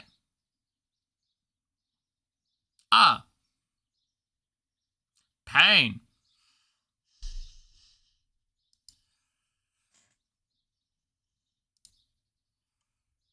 So yeah. That fucking hurt. That fucking hurt a lot. That, like, they're talking about huge, like, Minecraft YouTubers and stuff, and they don't know about Yogscast, and I'm like, that really hurts me. Like, deep in my heart. Deep in my soul. Here we go. Alright, this is the Tulane deck very quickly. I don't want to take too long on that. One deck I call, you fucked up, mate. Full counterspells / crash treasure token deck. Let's pull out someone tries to play a high-powered meta deck at a precon table. Yeah, like, that's the thing I want to stress, by the way. When you see me with this, like, Tulane deck, realize I'm not bringing this out at a precon level. Or, I'm bringing it, like, I don't go much to my local game store to play anymore. If I am pulling out a deck, like, the Kefka one is probably the best example of this recently. I have multiple people that have built, like, Azula and Zuko and these sorts of characters, and their decks aren't too strong, but I still played my Kefka deck, which is my currently owned most expensive and probably most powerful deck I own that I, again, built from the ground up. This is a deck that was originally a bit of a shitpost and ended up getting upgraded a little too much. It in fact got upgraded since I last played it, as well, with better land stuff. This is the deck here. This is a deck that I'm not allowed to play often, but I get to sneak it into games from time to time. I absolutely love playing this deck. when the table is okay with it. That's a big thing. Because this is a fairly high... I wouldn't say high power, but it's definitely not low power, right? Like, it's definitely on the upper section of things. Especially now that it's got, like, an ancient tomb, and a blood crypt, and a gemstone, and a reflecting pool, and a watery grave added to it, and yada yada yada, right? I'm silently rioting, fair. This deck has gotten very, very potent. However, the benefit this deck has is it is a hard-to-pilot deck, and it has multiple angles. It's either I'm making you mass discard, or I'm mass drawing you cards, or I'm punishing two bigger plays. That's what I managed to end up having the play path open up to me when I played the last time I played it. Primarily around this card here, Karvik. Amazing card. It got left on the board for the entire game, basically. Because I negotiated it and talked with everyone, and basically I would try not to target people with it. I would try and target creatures, and they would be a bit more willing to leave it alone because of that. But, like, I could have killed many a people on many a turns very easily. Yeah, like, there are some precons that are very strong, but, like, precons still do have a bit of a kind of expectation. And that's why, like, again, this is a deck that I play when I know people are trying to reach a higher power with their deck, and I'm like, I want to be able to, like, not stop you, per se, but I'm definitely going to go like, hey, there's a lot more counter spells in this deck. I am here to target things very particularly and defend my stuff primarily and spell sling a little bit. Ironically enough, this is a spell slinger deck. It doesn't present very well as it though. The Tulane deck is the same sort of argument. Oh, we're playing a more higher-powered kind of like game today. Cool, I get to play the Tulane deck, and the Tulane deck is my like preferred playstyle. But then the rest of the time, you get decks like this one. This is the one that I mentioned earlier is missing like 4 cards. This is based off a precon, and it was under the guise that I finally wanted to have a commander deck with 2 commanders, right? This is using the Morsaka, or Morska, sorry, precon, the Deep Sea Clue, I believe it's called, as the foundation, and then a bunch of just random tidbit upgrades that I've tossed in there. There are cards in here that are not good, and should probably not still be in here. Like, Urel, and stuff like that. Like, I could definitely take some of these out. But like, I tossed in Titus because I thought it was funny. And I tried to put a little bit of a Doctor Who theme on it with, like, the 3rd Doctor. I also had this guy still, from when I bought him before I moved. And I'm like, oh, I kind of just, this is a good deck for him. Which meant that I started putting the, like, start your engines mechanics in here. So there's a lot of, like, the mana rocks for start your engines in here and stuff like that, as well as all the start your engines lands. There's a lot of start your engines mechanics in here. They're all pretty bad. Again, this deck is very much balanced around, it's a precon upgrade. In the sense that, like, stop being sexy and look at the Discord recap. What? Oh yeah, there's a Discord recap. What the fuck's that? Has anyone used that yet?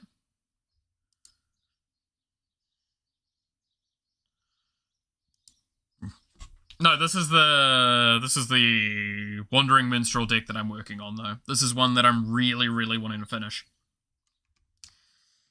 Though I might delay it because the next expansion coming out next year does have a precon that's 5-colored and elemental, and that's what I was building this deck with as the foundation. It is an elemental landfall deck. There is one rule this deck has, by the way. And I want to see if anyone can guess what it is by looking at it easily. Does anyone notice something missing in the Wandering Minstrel deck?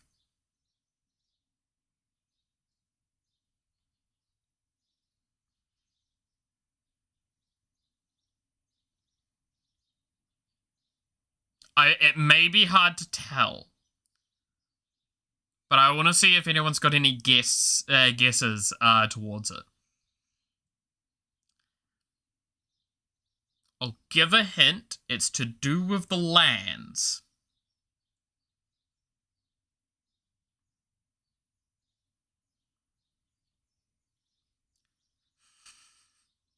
This deck is very bad, by the way. This deck does not have any basic land in it. No basic land type, no basic land anything. There is not a single basic land in here. Every land is either a town or a gate. There is a command tower in here, and that is, and an exotic orchard that I found that was very pretty. But that is, I believe it. It is all gates, towns, town, gate, town. Did finally get the door, by the way. Fucking took me so long. It was the one town I was missing. Town, gate, neither, but that's because this is Maze's End, which is the gate win con. And then, yeah, all of them. Oh, there's Vesuva in here, but Vesuva is whatever land I want it to be. So it can be a town or it could be a gate. It could be either, whatever I want it to be. But yeah, no, it's no basic lands. It is all bad land in a sense because of that. And I find that absolutely hysterical. And that is my favorite part about this deck, is it's not intended to be good. It is intended to try and get the Wandering Minstrel out as soon as you can by hoping to God you hit the colors, because that's the best part. Towns and gates tend to be either 1 or 2 colors. If you actually look at my production is a really nice even split of all of the colors. And my requirements are fucking green. Is this deck potentially going to be impossible to pilot? Yes. Yes, it is. That is why I truly love it. There is a reason why I did allow myself to put a chromatic lantern in there.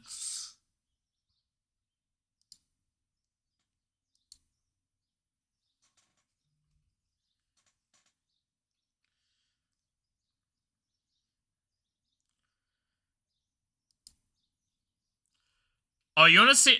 Do you want me to try and find my YouTube recap? I haven't looked at that either. I did see the thing you just posted, Shippy. That's funny. But yeah, no, I do have a good chunk of the cards for this. This is a very dumb deck. Speaking of dumb decks, I'll show this one quickly and then we can get back to Warframe. I do love this deck. This is a deck that I need to upgrade properly. I need to actually make it and theorize it correctly before I try and make it. This is a deck that I made when I was very, very tired, and I was like, find everything related to earthbending and put it in tough colors. Cool, that's done. What do we want next? A couple of other things. 50 lands. You ain't missing a fucking land drop, I swear to God. It's 50 fucking lands. And there's stuff like Wayfarers in here, so you're fetching more land. God's sakes, why have I done this? I did this in a very tired, delirious state. And I just made it, and I couldn't stop laughing. So yeah, no, I do actually have like 90% of the cards for this too. I could build it. It's possible.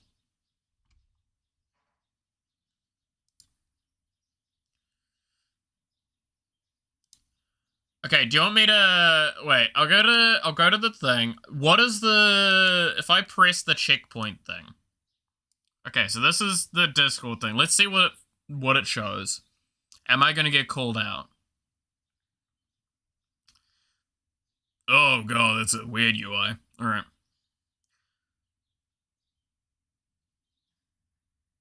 Okay, so look back at 2025 Discord.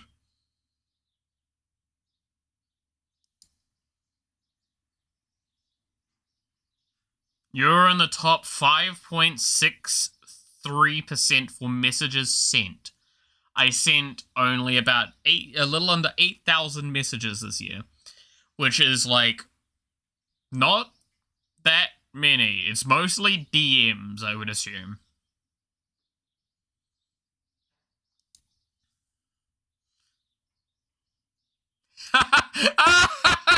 Okay, that calls me out a little bit.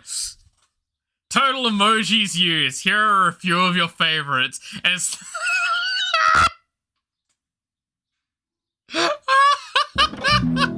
ah.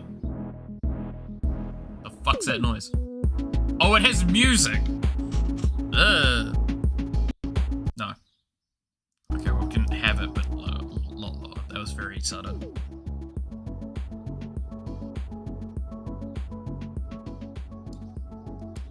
I mean, I've got streamer mode, so I'm surprised it's actually working. Thumbs up was my third most used. That's actually hysterical. I do love also my my second most used is pain. My fourth most used is this is fine. And then my fifth one is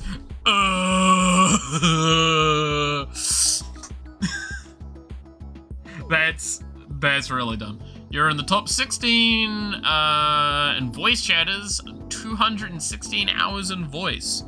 Again, most of those were like probably private calls, actually, like realistically. At least half of that is in like private calls. Fuck me. But do you get this? It was just on Discord in the top corner, like there was a thing for it. Your favorite servers. Well, that's a bit of a dox. I'm gonna move on from that. Your Discord friends you spent the most time with. Oh boy, now to really dox some people. One person was always your go-to, okay? Really? Huh. I'm a little surprised at that. Huh. Damn. That's Hightower. One of my mates, IRL. I'm a little surprised at that. I wouldn't have thought. Oh, no, we're sending chats a lot.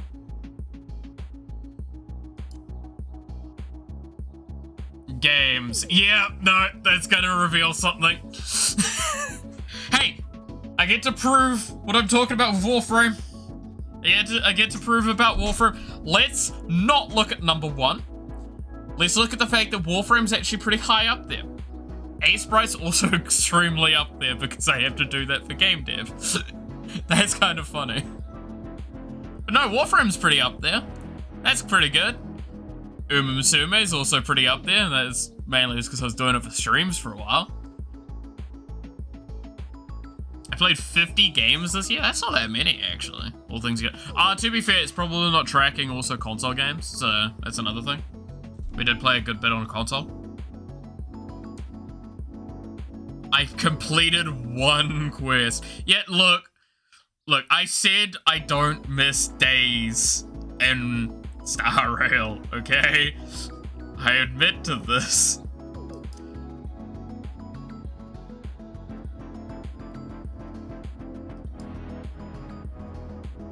I got a snail.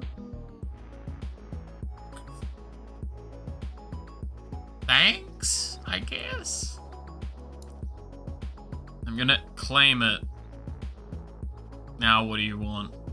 Discord. I can put a snail on my profile. Do we want... Also, this is a really fun moment that you guys haven't seen for a while because I haven't done webcam for so long. Do you actually see where the idea of the fucking, the icon originally comes from now? If you ever wondered, it's like, why isn't it more like the VTuber model or even the supposed one? Does it make a little bit more sense now?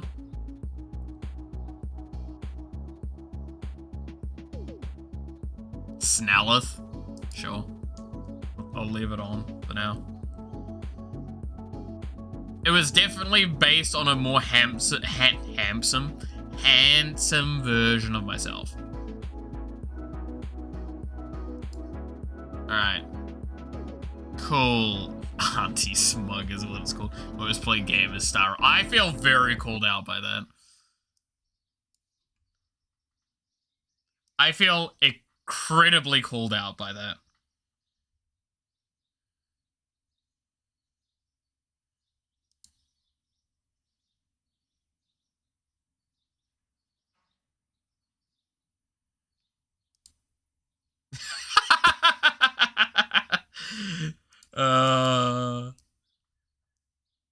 Alright, let's get away with that. Hey, remember how we were playing Warframe at one point?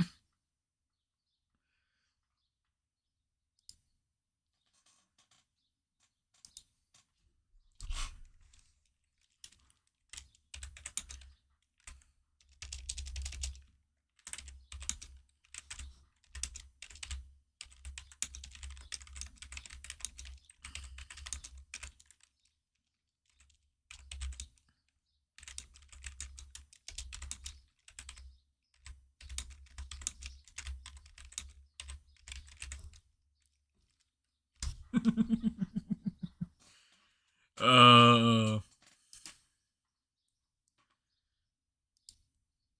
am I getting pinged about? Is this what I think it is? Yeah, no, it is exactly what I think it is. Oh, I'll sort that out later. What? Yeah, exactly.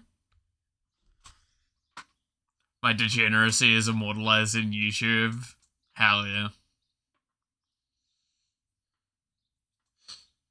How many Prime packs did you buy? I'm not buying more Prime access at this point. It's a very dangerous notion. And please understand that a Prime access bundle costs like 300 New Zealand dollars. At least, off the top of my head. I ain't got that kind of money. I ain't that rich.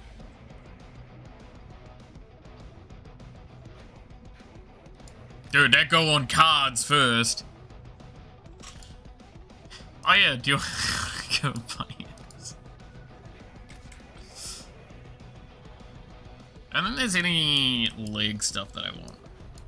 Are you a founder? No, I am not. I have played since I played when you could have been a founder.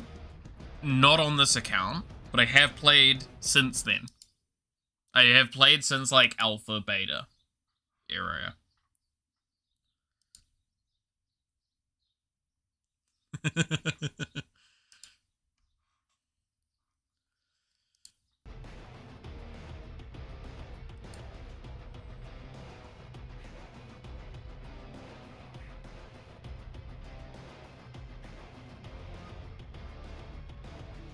I saw real humans. Yes, there is Gemini skins. And I have one for Nova. I don't dislike them, but I agree with some people that they are very, not standard Warframe.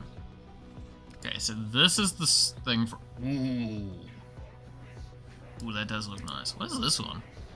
What the fuck? When did we get wings? What? These look awesome. Oh, we conquered cancer, guys. Let's go.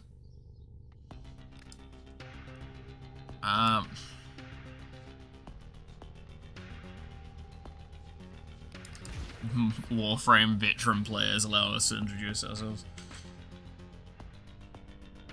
It's half a year ago is the goal. Oh, yeah, it would have been the cancer. I think I probably logged in, got the rewards, and then fucked it off. I'm not... I felt very bad for admitting to that. I do need to make sure I do the normal emblem that I do.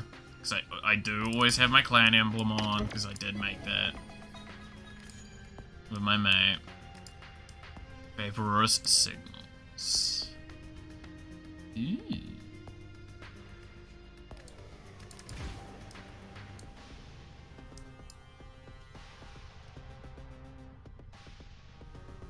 Interesting. So this is kind of like the blood one. But not as gruesome. And it actually adapts with color better, I assume, as well.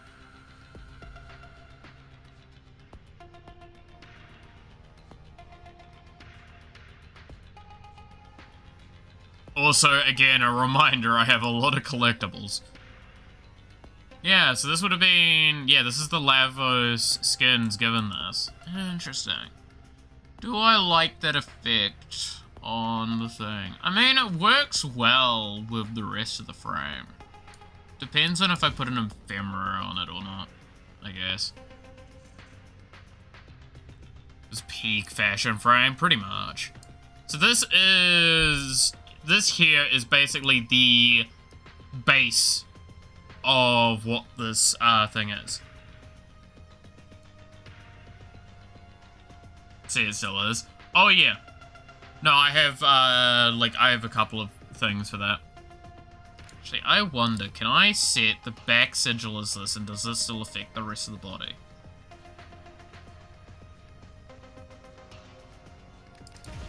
Oh god, it double dips. Oh, that's actually really funny. Oh, he really going. Ooh, wait, I have an idea. I'm gonna see how this pans out first. Okay. Now welcome to the other part of fashion frame that I do a lot. When I get to the point where I'm kind of like, okay, so this is what I've got working with me. I'll randomize the colors a few times. Just, I don't want the energy to be white because that just makes the liquid white, and I don't want that. I kind of like the idea of that.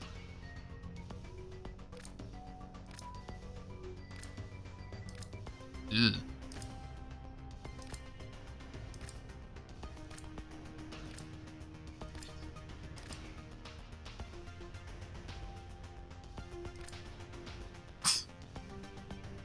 God damn it, clap.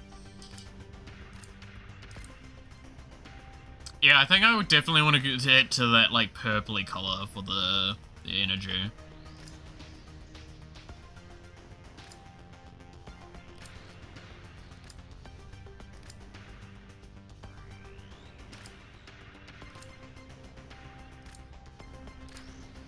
Yeah, this is also the problem with having as many skin palettes as I have, or color palettes, is I have so many that it can randomize to a lot of really hot garbage colors.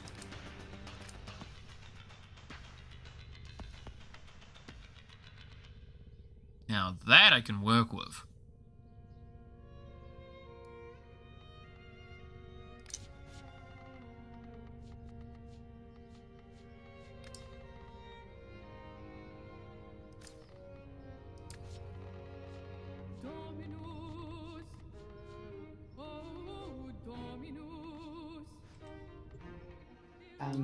Unexpected Yeah, so it's the energy color combination, itself that operator. does the thing. My Oh, sensors okay. are bleeding.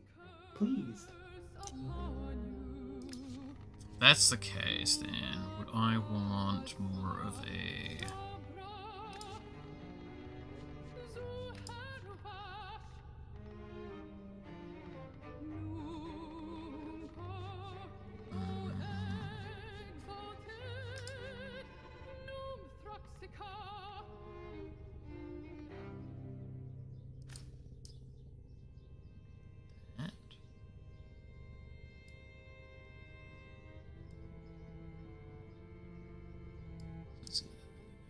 Kind of an in-between point.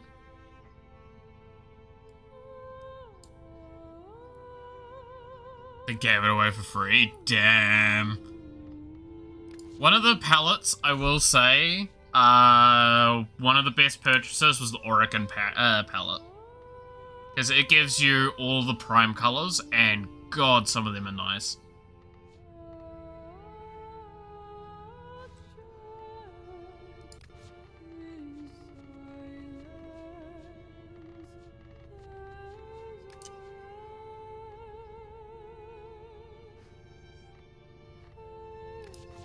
Like, I could make this look like a prime Warframe if I wanted to. Just, like, that alone already kind of makes it look like a prime Warframe.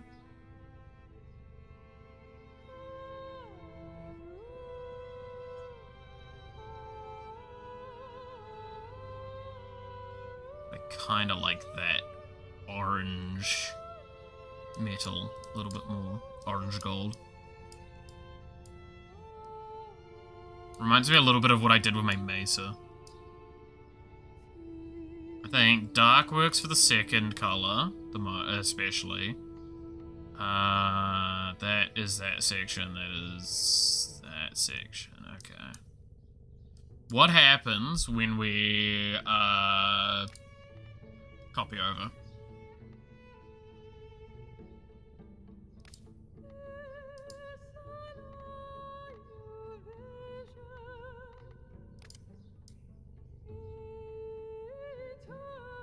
Okay.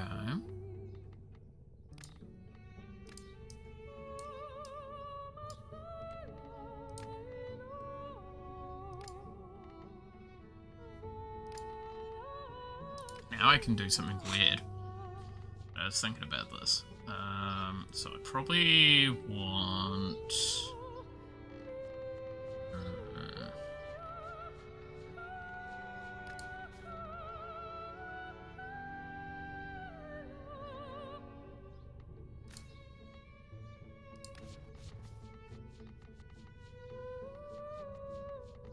to do... where was the eminence one again?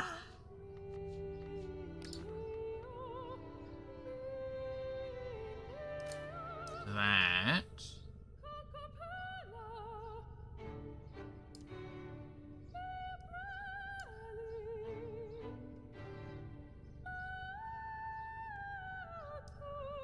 God, it looks like he's been in a paintball fight.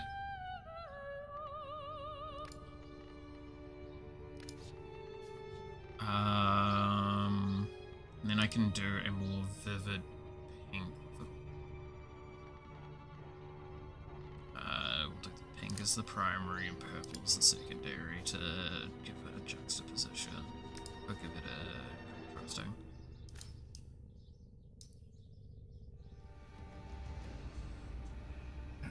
For queries, does it do anything after that? It does a lot now. It's one of the most, like, important rooms in your orbiter when you start getting to high level. Let's see. Anyways, I'm gonna go to bed now. I have work at in 6 hours and need to get at least some sleep. That's very fair. I recommend getting some sleep. It'd be really good if you didn't, like, end up staying off and getting 1 hour of sleep before you needed to go spend the night doing something. That was a bad idea. But all's well that ends well.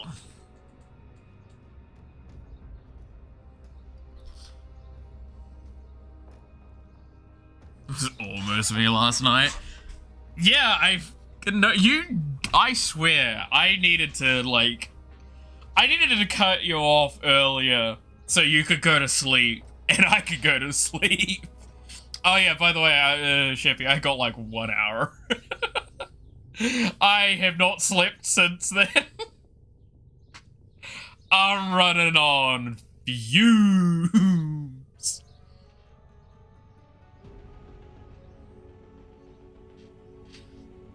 I am very much running on fumes at this point. Oh, that's right. I still need to order that food that I talked about earlier, right? Remember that? Uber Eats, what have you got? Oh, no, more stuff is open, at least. I don't want a fucking Zinger burger. No. You...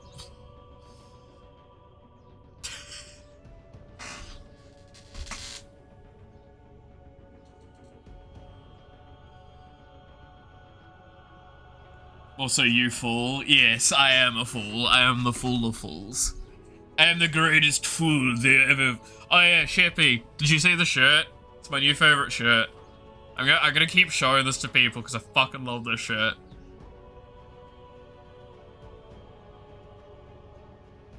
Read that. Read that.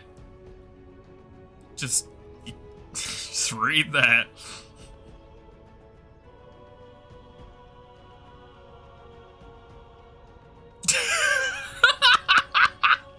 I fucking love this shirt.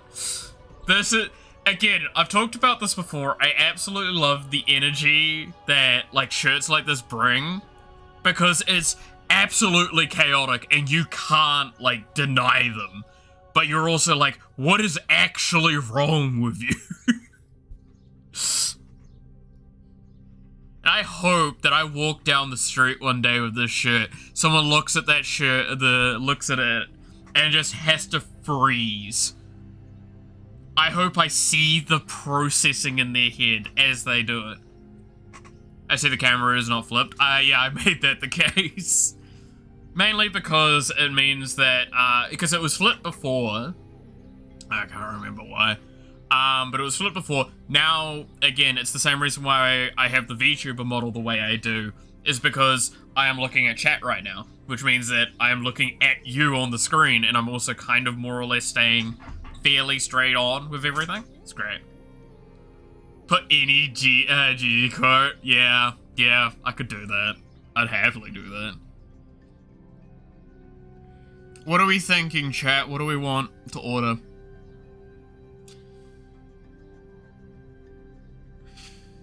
What's on special? I always look for specials first. Offers. Got Wendy's, we got Carl's Jr. I kind of don't want to have another Carl's Jr. I have a lot of Carl's Jr. Peas? Is there anywhere that actually offers? I guess fried rice has peas in it sometimes. That's the best I can think of.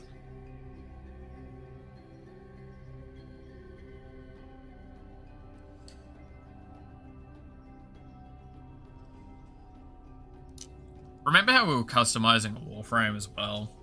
I feel like we've more or less done with the customization. This looks fucking sick. No, catch you later. Hope you have a good rest. And again, thank you for the collection thing. It's very, very kind. And now I'm gonna have to build up Lavos again with the new mods and stuff. Because I gotta see how it is. I forgot this emblem exists. Oh, I'm sorry. I was really not ready for that. Ah, yes. The cheeky sprawling emblem is just a cheeky little boy. It's just a cheeky little boy.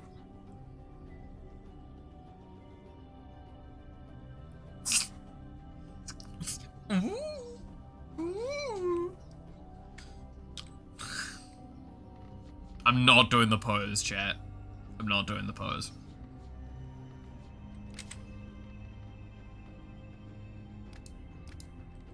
Okay.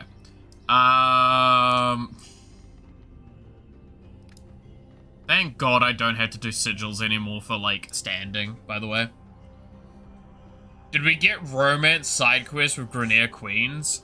No, but we did get a romance side plot with one of the, a Grenier and, one of the Entrati family.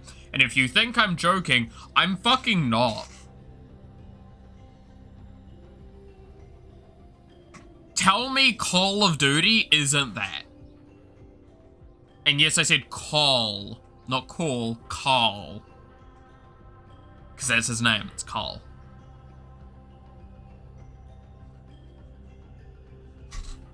It's spelt with a K. He's in my camp at the moment. I can go talk to him. The what family? Entrati family. The family that are related to the main Entrati that is the guy that made the Warframes. They're Orican, is what you mainly need to know. Carl of Duty. No, it's Carl. K-R-A-L. Carl. Is it Carl? Actually, I can't remember. I can go look. I can go talk to him and see. What would I do? God, these would all feel really good on you, huh? Now that I think about it. All the Archon mods. No, I can go look at, go talk to him quickly. God, the amount of, like, particle effects I'm producing are great. I love it. This guy. K-A-H-L. There you go, Carl. Tenno.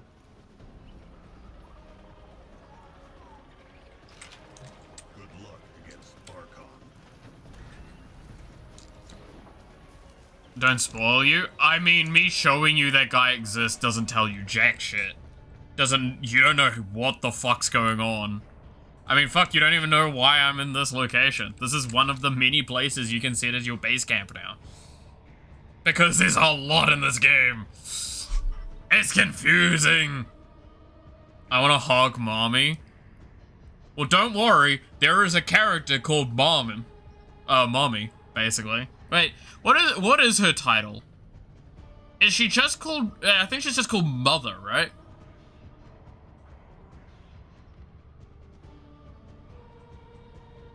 Because Carl is, like, dating daughter. Again, that's mainly a fan theory, but hey.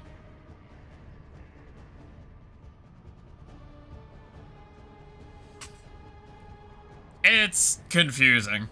Again, that's all Deimos stuff. If you saw, that's the last, like, main open world they did, was, Deimos, where they basically got rid of, like, what did they get rid of for that again? It was the, derelict stuff.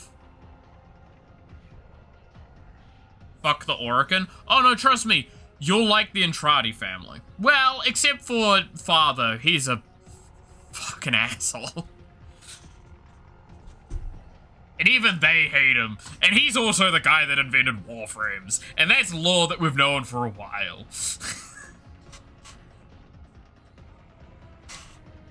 I kinda wanna get a kebab. Can get mixed meat on chips for like 11 bucks. I could get mixed meat on rice for also like 12 bucks. Oh. I could get a burger. Was Space Mom leaving? So that would have been prior to New War, right? I believe. Because that would have been her leaving with Ballas, right? Which is the main engineer dude that we interact with about the Warframes. He's also the guy that does like the voices for the Prime trailers. Ballas. I think that's his name, right? It's been a while. Yeah, there's been a lot of plot since then. I feel like Deimos was around at that point. Wasn't it?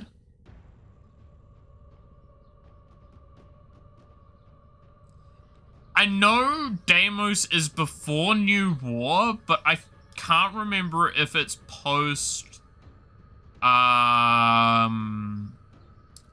Lotus leaving. Before that. I actually can't remember. Huh.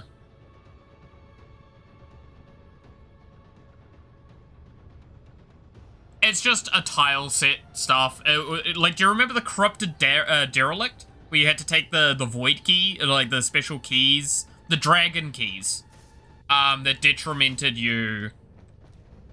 No, you wouldn't have played New War, because New War is the resulting main quest of those events. That's why I'm saying, like, you haven't played New War. I'm pretty sure Deimos was before New War, though. I can just quickly show, like... Did you ever see this place?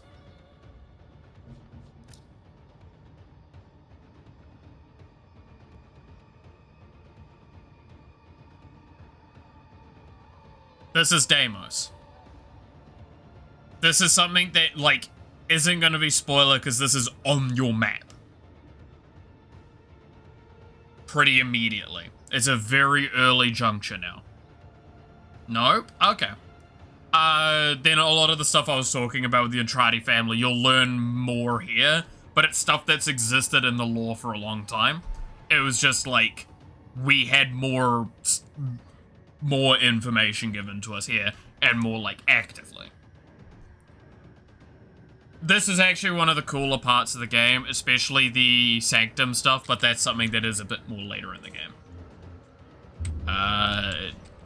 There's a lot that's happened. Because I'm trying to remember, there's been the New War, then we're having the... Oh, what's the next one called? Is it the Old Peace? The Kuva things with the Queens? Yeah, so that's the War Within. Yeah, so it was the Second Dream, War Within, A New War. I think is the storyline. Because that's like, there was a lot of build up to that as well, because that's got like the Harrow quest line, where we interact with an individual that's been hinted at for a very long time, via another character, which was interesting.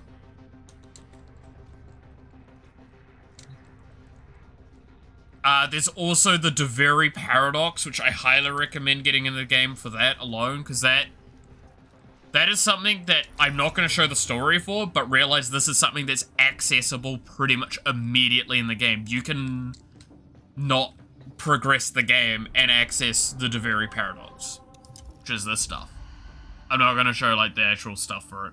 I should double check what the Seal Path Circuit is. Blah, blah, blah. Okay, so I own all of those, so I don't really care.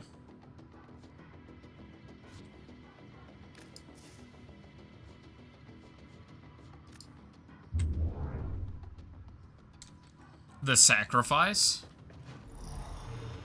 Well, yeah, that was a War Within storyline, wasn't it? I don't know when The Sacrifice was exactly, but it was like, I'm pretty sure War Within was something that you would have interacted with, because that's the Kuva Queens. The Sacrifice, oh, Excala Umbra, yeah, that's right. So yeah, you would have really interacted with Ballas then, quite a bit, at that point, because Ballas was quite a major player in the backstory of that one, if I remember correctly, because it was during the time where basically, yeah, the Sacrifice is an amazing quest, by the way, and was awesome. The end of the War Within questline. Yeah, it's the end of that arc, and then it moves on to the next arc, which I think is the beginnings of the New War. No, sorry. Let me correct. I think it's you go from War Within to the Old War, which is like the basically between quests storyline, where you're dealing with a lot of stuff. Then you have the New War, which is the actual story, that you get that's like very heavily quest focused, and a lot happens in that I'm not going to go into. And then we've had, I think, 1 or 2 major storylines since then, with like 1999 and a few other things like that.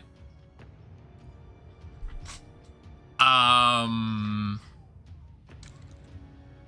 then we've got the new one coming out, which is, I believe, called The Old Peace. Which the only thing I'll talk about for that is again something that is very much on the banner advertised. We're going to Tau, which if you know the lore, you know how fucking awesome that is.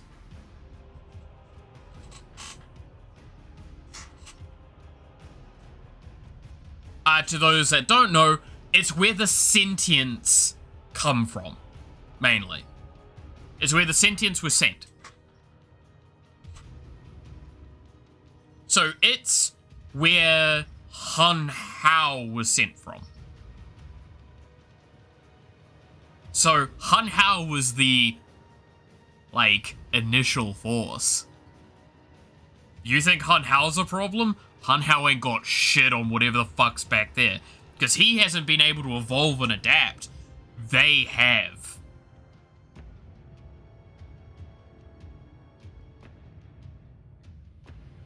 Yeah. I'm fucking excited. I've seen bits and pieces of what's coming, and I'm like, oh, that looks cool as shit. But it's like, it's such a big lore moment, because there are 3 systems that have been known in Warframe for the longest time. The Origin system, the Tau system, and the Orokin system. Right? The Orokin system is where the Orikins are from. The Origin system is our system. This is the solar system we're from. Theoretically, it's our future system. And then there's the Tau system, which was the big fucking storyline about the sentients. And how they talk, like, they're from Tau. Because that's where that was set up from. So, yeah, no, fucking... whoa.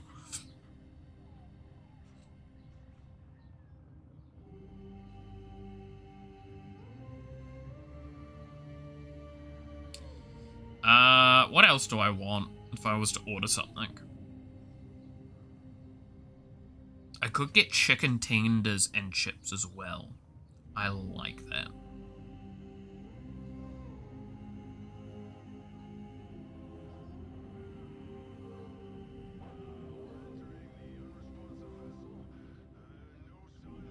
Is that enough to get my savings? So it is, and that's 21 bucks for a pretty decent feed. I'm gonna place my order. Yeah, no, Warframe's had a lot of cool stuff. I like the Warframe 1999 storyline is incredibly awesome and cool, and I'm not gonna show anything for it. Just know it's awesome and cool, and I really enjoy it. I think it was a very fascinating story, even if it was rather short. All things considered. But, like, I'm gonna be perfectly honest, outside of, like, the big cinematic quests are, like, you get it done in a couple of hours. Which is not a bad thing. It's actually really nice to be able to, like, kind of just do a thing and be done. I will say, I think, in saying that, I'm pretty sure the full storyline for 1999 is time-gated, and you need to progress everyone's affection ranks to get the final ending. Yes, there is affection ranks. Yes, you can date the characters. And you know what's even funnier about that, by the way? This is, again, like, this is a mechanic that's been talked about quite a bit. In the next update, we're going to be getting a new host of characters from a new time period, right? And it is including Wisp and Harrow. Those are 2 that are going to be... they've said they're from a different time period, so it's not cheating. Yes, you can date a character from them. Social links? Yes, there is okay. Not going to spoil too much, but...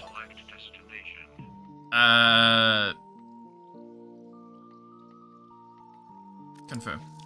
This is here. This is the characters you can interact with. And you can have conversations with them, and that. I want 99.9 Clem. I don't think there is a good equivalent to Clem in 1999. Alright, I need to think of a Lavos build that I want to do.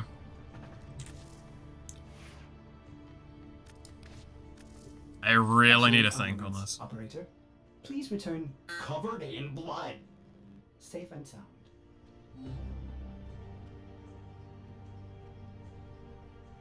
Like air chatbot? No, it's nowhere near that extent. It's like, they give you a dialogue, you get like 3 choices to pick from to respond with, and then like, you try and say the thing to not piss them off. Is the idea. It's to try and get an idea of the characters and interact with them that way. And you can only date one character from 1999. I have picked Arthur, and that's all I'm going to tell you on that. I'm not going to tell you about the character or anything like that. Admittedly, they are the poster child of 1999. Ever since 1999 got talked about and announced, he was one of the first characters shown. And he was also, like, one of my favorite characters when I interacted with everything, just because I liked his arc that he offered.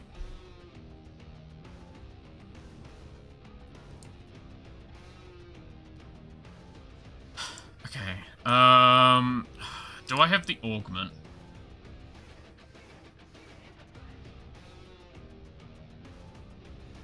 Okay, so this is the augment that I need. Right.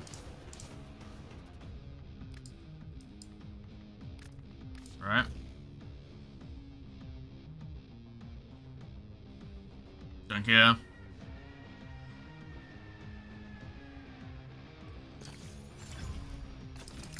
Oh, you're gonna, if you haven't played the game in a while, you're gonna see a lot of quality of life, by the way, in this UI. That you're gonna go like, oh, you're kidding me, they've added that. Like what I just did. I just ranked up the mod by clicking on it in here.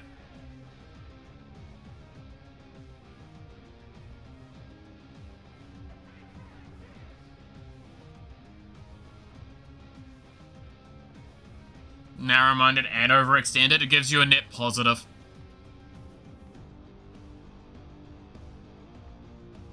More, it gives you 20, like you do, if you run a bunch of the negatives, you get like 1 or 2 negative effects, and that's it.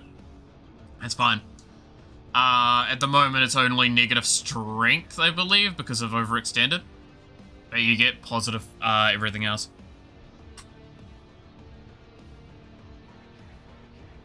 Good thing I ranked everything to max all the time. Oh, there's a lot more mods.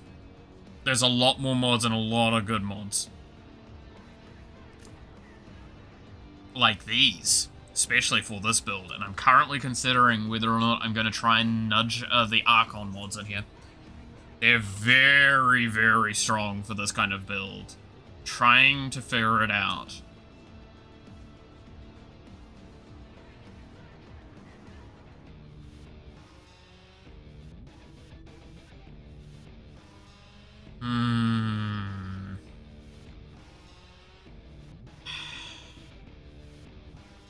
Because you turn into Universal, you have a duration linger. Duration scales with that.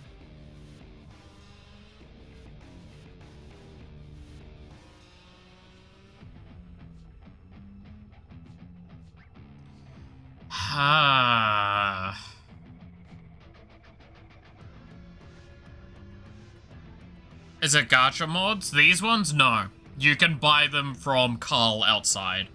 Well, doing his...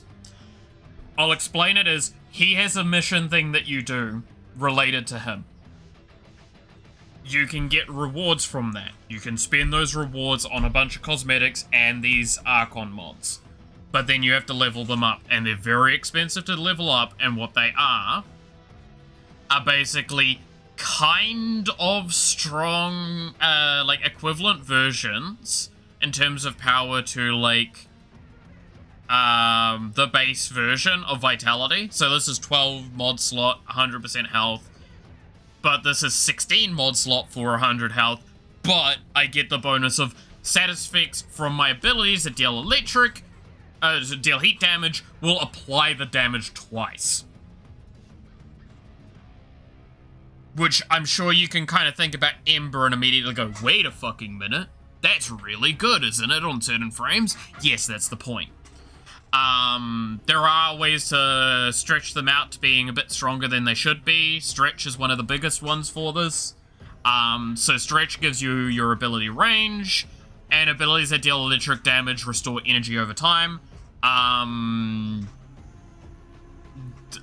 Direga, hits ability that shocks enemies nearby. That counts as an ability, so that gives you, the thing. Where's your primed vitality? I fucking don't think I have it, right? Or do I just have it unranked? I think I never fucking picked it up, because I just couldn't be asked. And now that we have the Umbral mods, I just have no real reason to.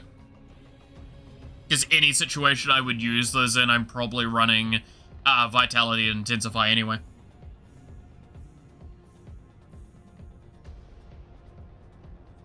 I do have Primed Redirection, and it's unranked. If that tells you anything.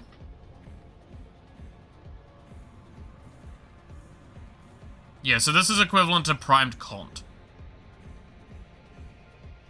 This that one.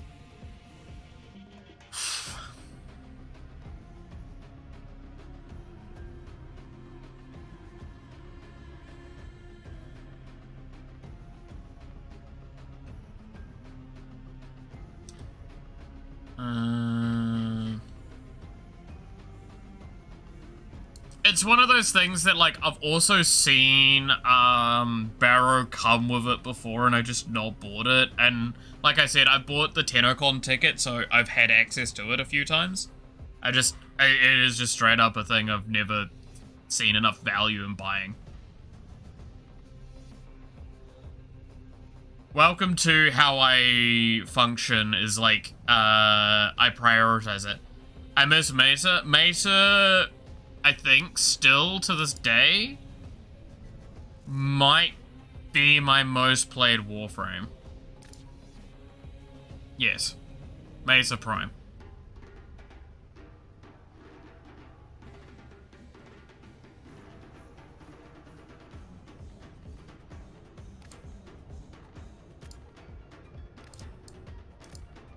I think Necros is pretty up there. Yeah, Necros is right behind Mesa Prime. Naros is up there, and then Ember.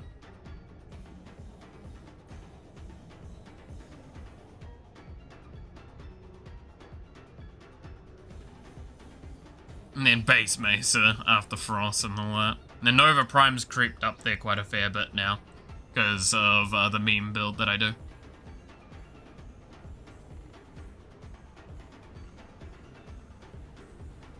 Check install size. I can't remember if Steam displays it correctly. Give me a sec.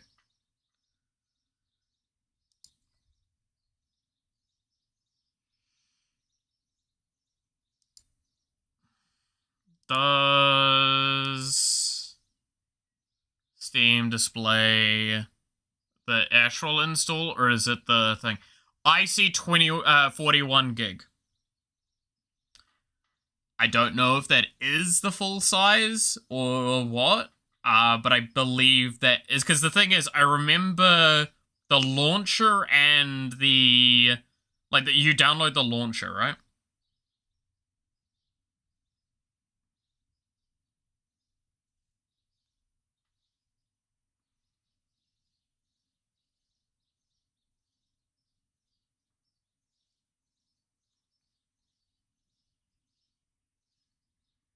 Reaches 100, I might need to clear out my drive. I don't think it does.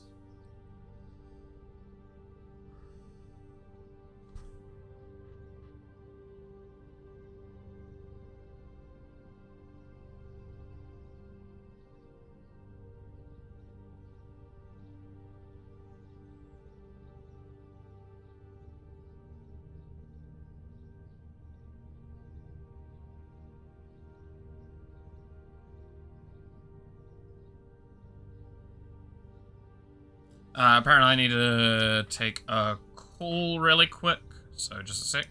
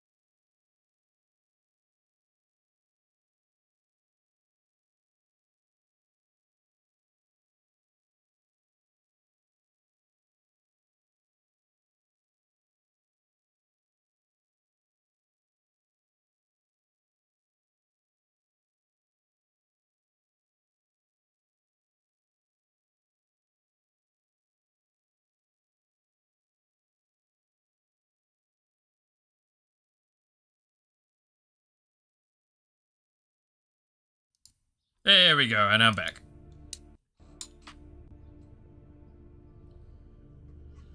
Sorry about that. Apparently in the order I didn't put sources, which I didn't put sources last time, I think, and it was fine, but apparently they needed that. Prime time for bad decisions, hell yeah. What's going on with the chat? Give me a second to just restart that quickly. There we go. Okay, alright, so Lingering Transmutation is definitely the big new strong one for this. Probably not in our radar. You definitely want area, but you definitely want to have like the damage, to back some of this up. Because it's efficiency and duration come together to influence the cooldown, I believe, right? Something influences the cooldown weirdly. I can't remember. Or are they set cooldowns? Because I know the Swift Bite augment has been talked about a little bit.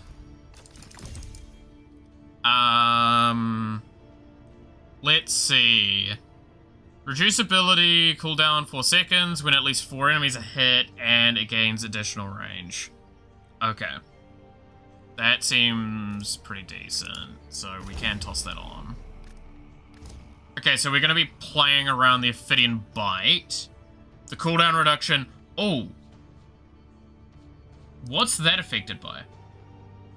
That is 2.4, so that's the... Wait, what?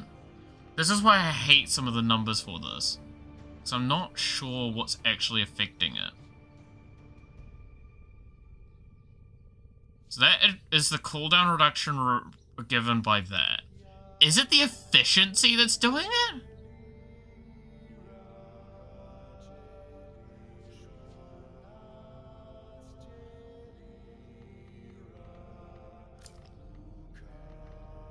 I mean, I can test really quickly. Yeah, I think that's the efficiency affecting that. Okay. So, we want range, efficiency, because, like, realize that basically means it has a no cooldown. Especially if we've got the probe out. Like, that's literally no cooldown to it, right? Because that's 6.4 off of 8, and that's 2.4 off of hitting each enemy. So I just need to have enemies roughly grouped, and I can just perma Ophidian Bite. And keep in mind, Lavos has no energy costs. He has cooldowns. That is his mechanic. Like, he literally has 0 energy.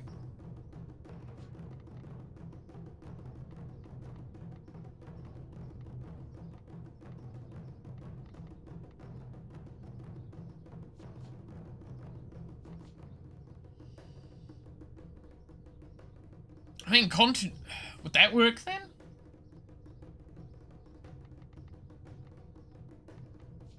Our Orca's heat. I do probably want to not have negative power strength, but I can compensate that with or a Molt Augment. Oh, you want to see a fucking arcane that's gonna make you writhe in your time not playing? Say hello to Molt Augment. You get 0.24% power strength, ability strength. Stacks 250 times.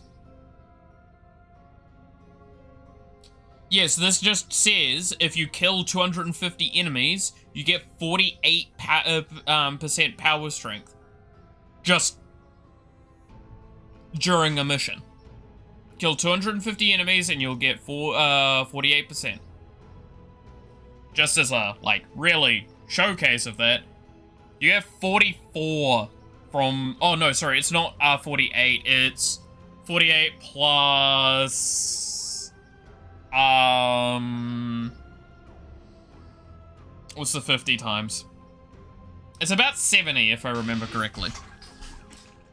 And Umbral Intensify gives you 44 base. This makes me go positive in power strength by just having this arcane and killing enough enemies. Yeah. So that's exist now. 60? It's more than 60, isn't it? 2.4, 48, oh no, I think you are right. Yeah, because then it's plus 12 from the 50, right? No cooldown? Does it say it? Doesn't have a cooldown. Let's kill 250 enemies to get that. It's per enemy you kill, you get a stack. You can get up to 250 stacks. You kill 100 enemies instantaneously, you just got 100 stacks. It does cap at 250%, obviously, though. This is a one as well that you don't have to,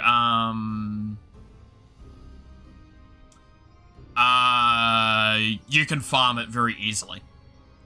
It is from a specific area. The Molt Augments. They're all actually pretty good, but that's the one that's the nuttiest one. There's also Molt Efficiency, which is eventually, while your shields are active, gain up to 36% ability duration.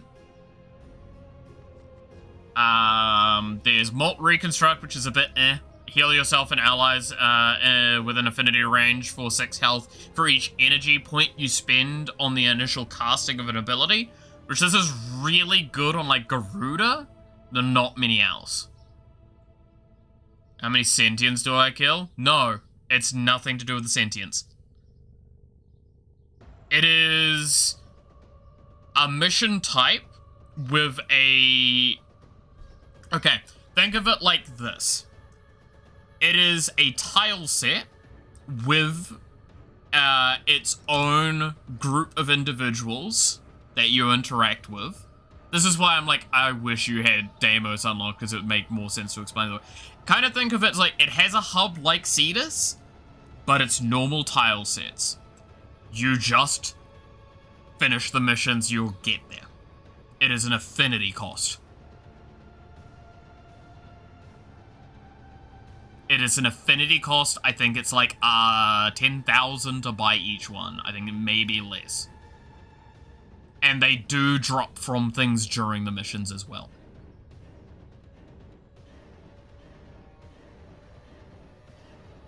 Which is why I've got excess.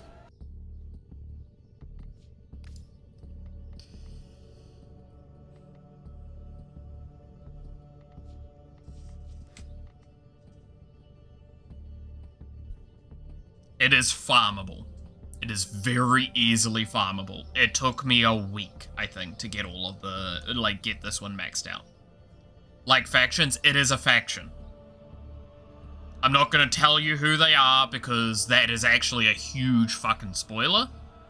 But I can tell you that they are in an area on the star chart for me, not for you yet.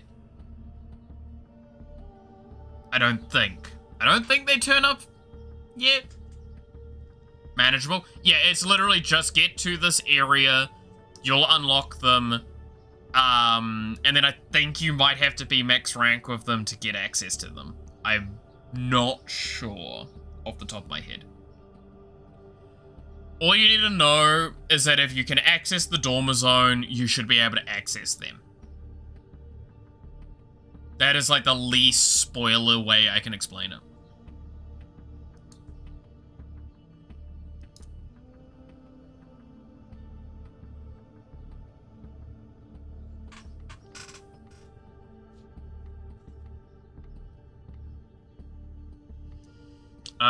Anyway, I need a power strength, right? So I got that in. That puts me over 100, or it puts me at 100% power strength, so everything equalizes, but I still probably want power strength. I do this, our efficiency goes down, we lose the perfect. Yeah, we do lose the perfect kind of marrow of that, but that's kind of fine. 50% just the launcher. Keep in mind, like, the launch is gonna take a while, and then when you get the game, it's gonna take a fucking age, and then it's gonna compile, and, like, repair itself properly. I've had to take ages off of it. It takes time. It's one of the weaknesses of Warframe, is it's really slow to, like, get into the game sometimes. There's a lot better tutorialization. There's a fucking mission now. This is literally a tutorial mission that's, like, set to happen early in the game, where Teshin takes you and tells you how to mod. He actually teaches you modding. And you get a unique weapon for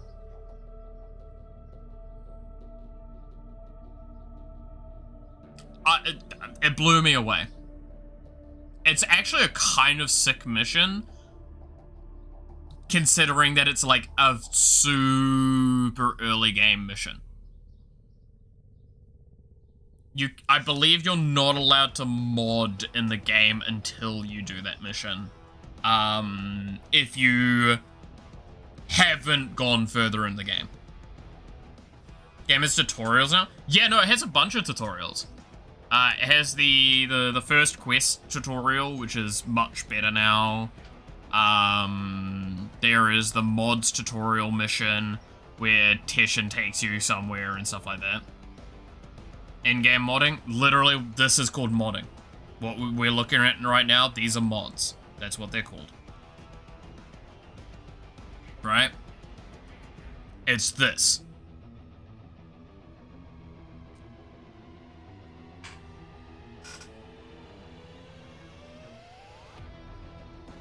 Yeah, no, Teshin takes you into a mission, like, it has you in a mission and stuff like that and interacts with you. It's cool. Get more Teshin lore. I would like more efficiency.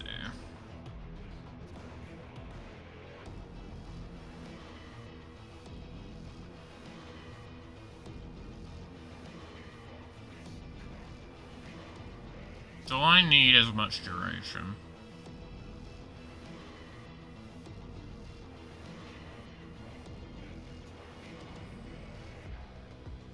No, that does seem really nice.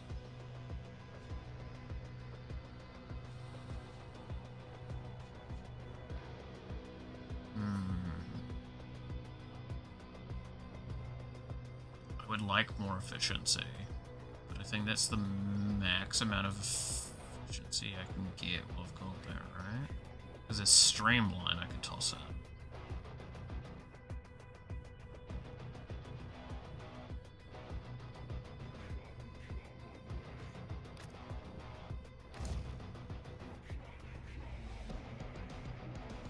Brings me up there. That's kind of nice, actually. I remember when they remade the start of the game to include Vahek. Yeah, no, it's Vahek. Booted you back and forced you to play it. No, this quest comes up as a quest that's optional. If you've gone beyond it. When you select it, it locks you out of stuff.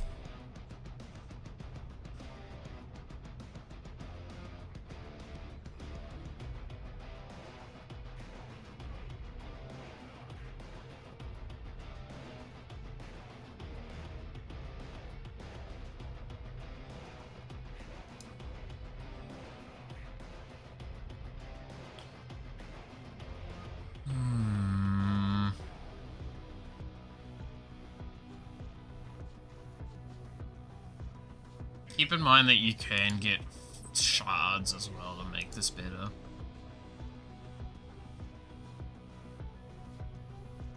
I wish I had more health.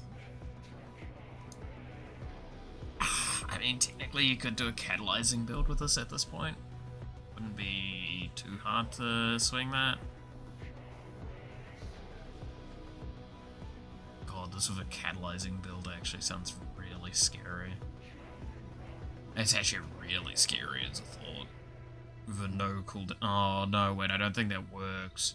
I don't think Augur affects trigger on lavas.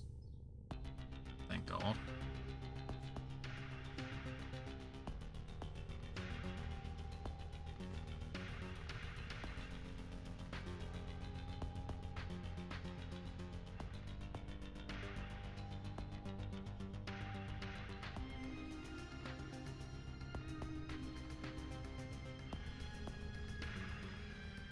I feel like this is one of the best ones I can get. And I could probably remove you. And you. And the status duration goes down a bit. But like...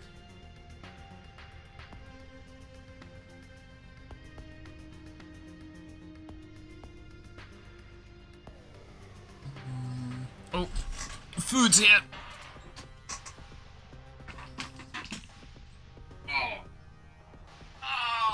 Try and get up so quick.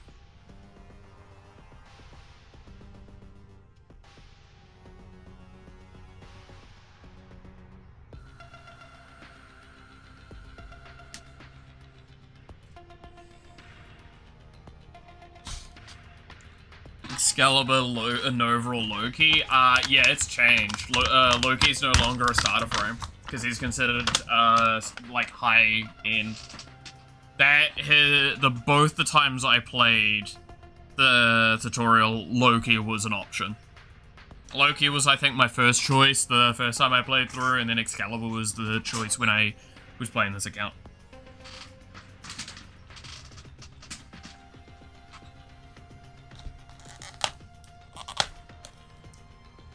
Mallet's gonna eat on stream. Oh.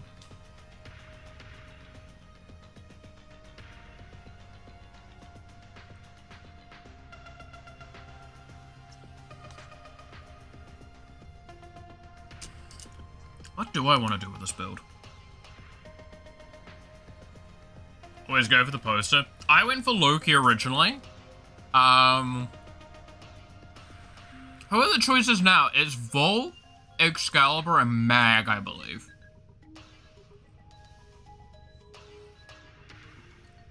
I only went for Poster Boy on this account because, like, I think... No, that's right. Loki wasn't an option when I played this account. I think Volt was in his place. Because Volt got added to the base list. I actually would argue if you have to choose one now, it's fucking Volt is the strongest of the lot. He'll carry you through way more missions.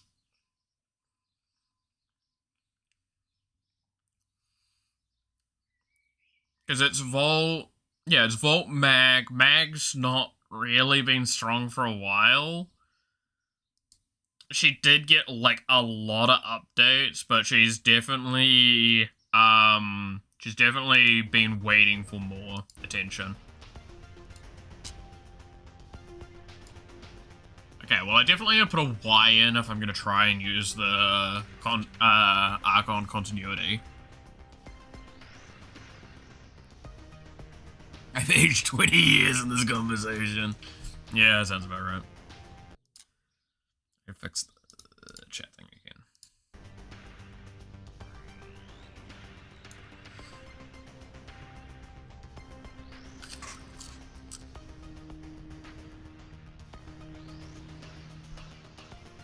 I do feel like the loss of duration sucks a little bit with not running narrow-minded anymore. But I think the range will be better long term. Because, like, 22 meter range is room. Or near room range. It's, I think it's 30 meter is considered, is the average, like, room sort of quotation marks room size. It's your, like, this affects a room. It's the best way to think about it.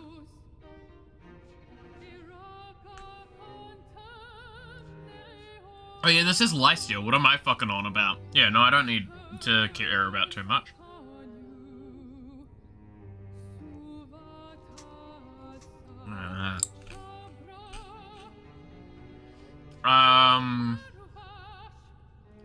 This is fucking 50 meters? Jesus. That's a lot. That's a lot. Give me one of them tenders. I need a tender. I want to... Ah.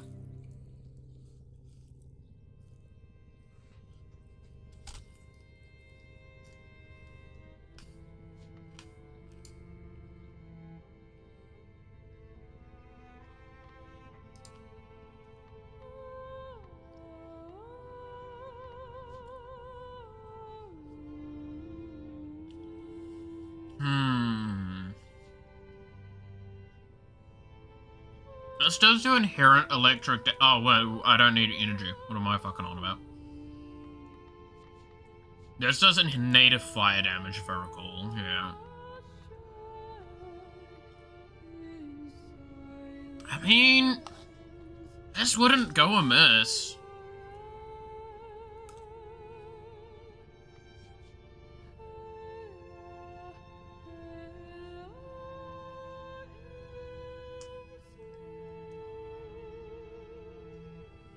Right?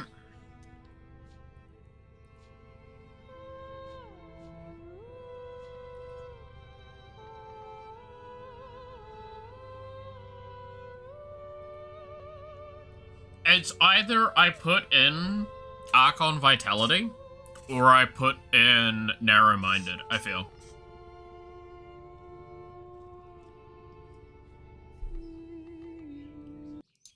Well, those are the core options I'm thinking of.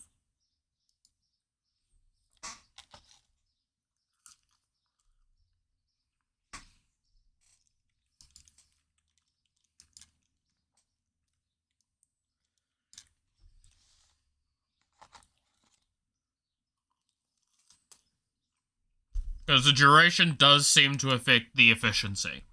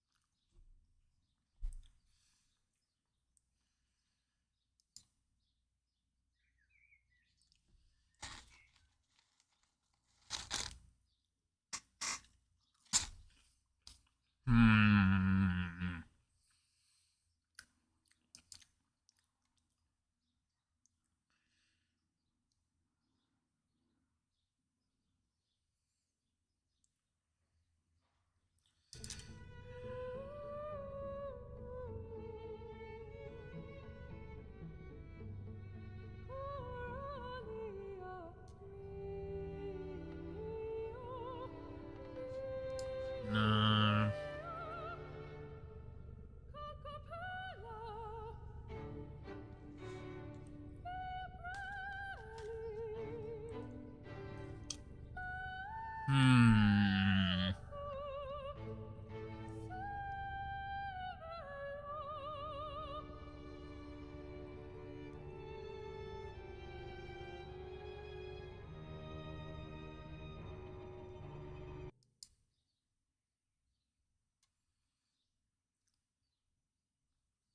Um.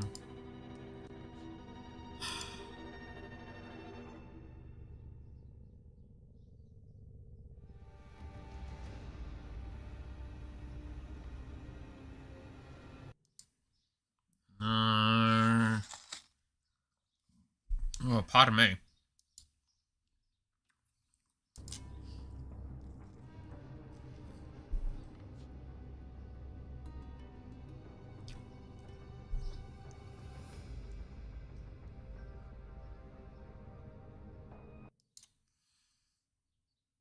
I'm trying to think of a way to, like, put these together and have fun with them.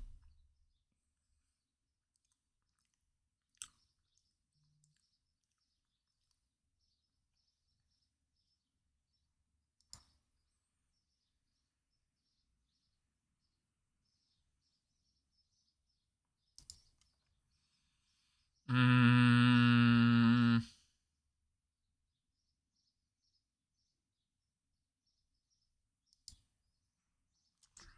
Trying to think. Because it's like... I feel like you gotta use some of the Archons.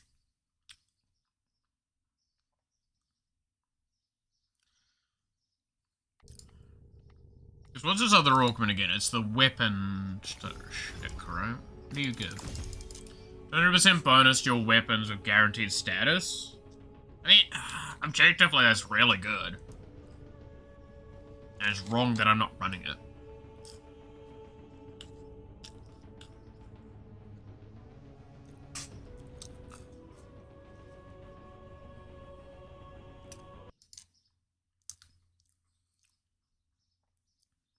Is it dedicated server button? I mean, you can hot swap your server in client now.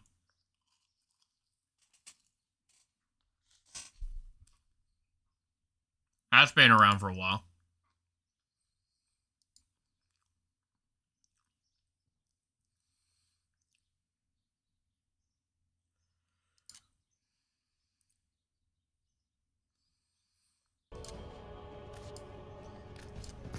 I guess I could. Okay, do we want to... Do we want to go for his ult instead, actually? Because his ult is kind of nuts.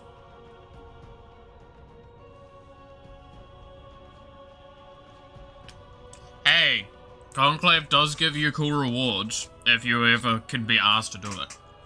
You just need to beat a bunch of stuff in it and it's fine. Okay, I'm gonna purge mods and rethink this for a moment. Lingering Transmutation goes in. 100%. I probably should actually be putting in Valence Formation. If I'm gonna do an ult focus build, because ult is kind of funny.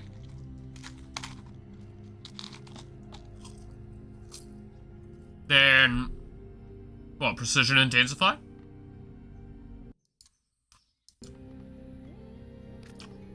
So I'm still probably running these two that I said I wanted to run. Archon Vitality and Archon Continuity.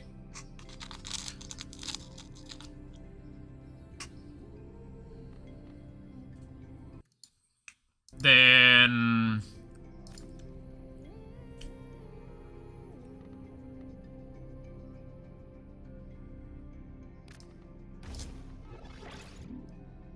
Whoa, that was weird for a moment there. We're gonna run Empower. Because then I can do some weird shit.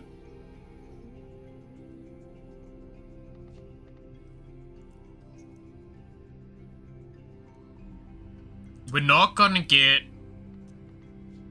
I'm sure I like the idea of it. Is there a QL to modern test and testing room before you form your frame? I think the simulacrum has done that.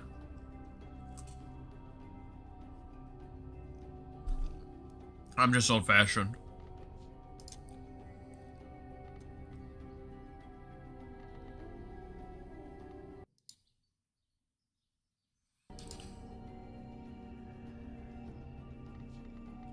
Yeah, I feel like I'm gonna do precision intensify because I'm gonna rely on the alt, right?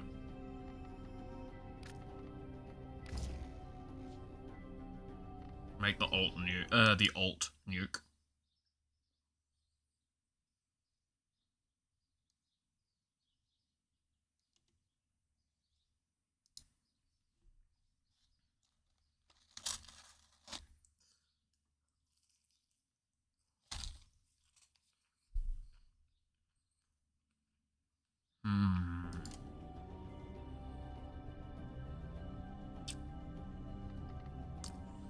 I'm doing that.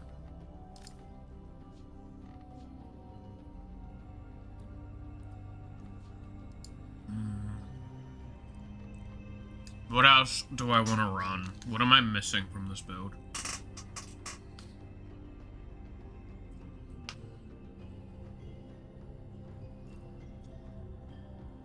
Don't bother thinking of cost, just equip and test until you're happy. I mean, so, I'm of like that, again, the old-fashioned mentality where I'm like, I like to tweak the build. So I like to test it out in real settings.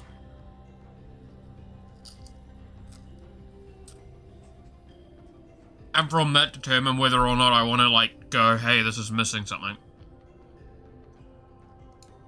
What are you missing? Maidens?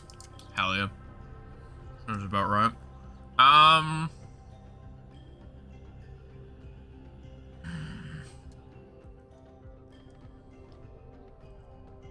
don't want to go down the catalyzing build because it's going to feel really awkward. Because I'm not going to be able to run auger mods. So it means I'm just going to run like the fucking... What's it called?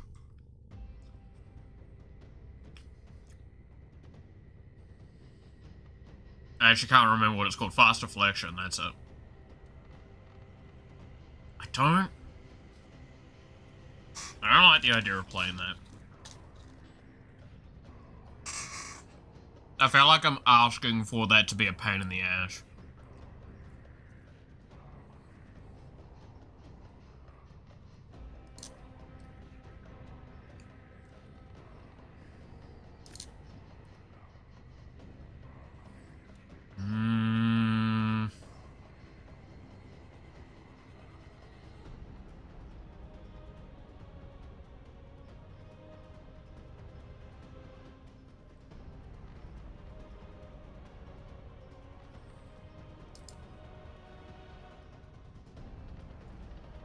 That means I have to... If I'm gonna do that, I need adaptation right then. Instead. I have adaptation instead. With precision intensify. I toss in like overextended to get my range back.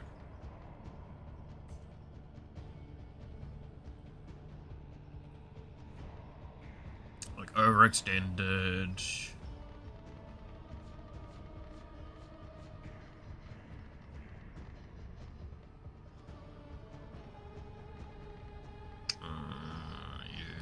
I can't afford to put it in right now. Then what's the last slot?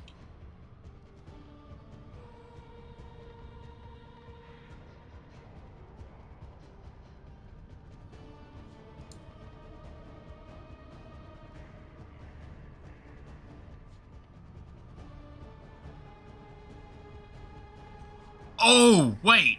There's an arcane that I should be looking at. Fuck, what's your name? Arcane... You. Yeah! Unique status effects from abilities grant power strength and ability efficiency. You are really good.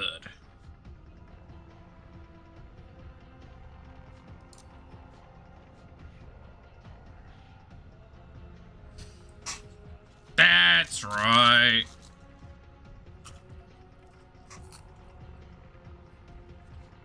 Yeah, so I really don't need to care about power strength then, because I can just run augmented and impetus.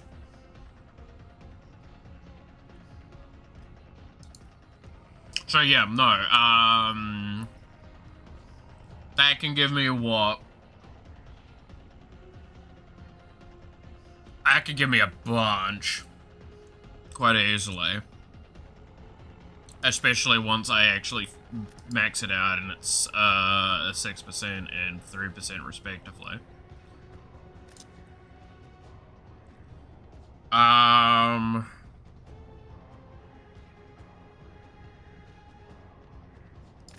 There's another mod I could think of.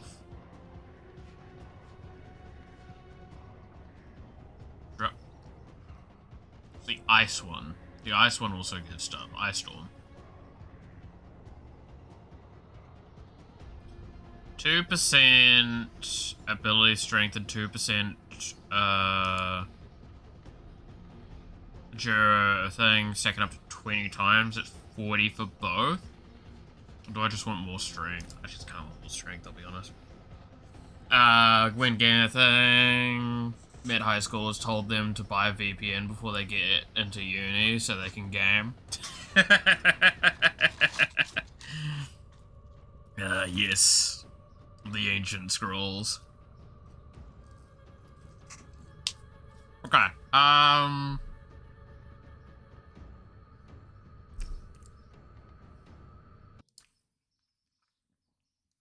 so, if I'm running overextended in one of these last slots, and then I'd probably run, like, Cunning to get more range. Because, why not, right?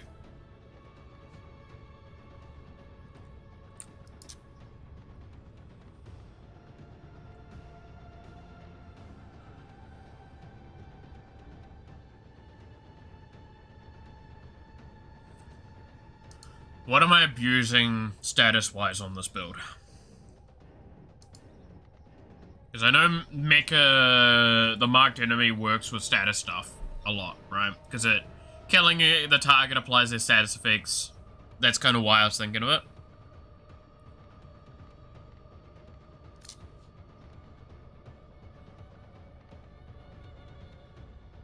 No, that's... I just want to run stretch and go like super fucking range.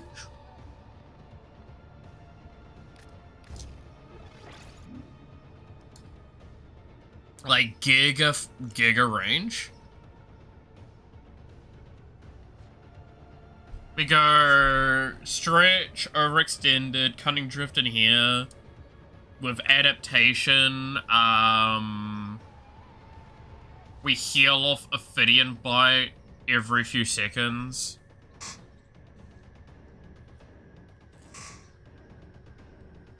It keeps us stable, right?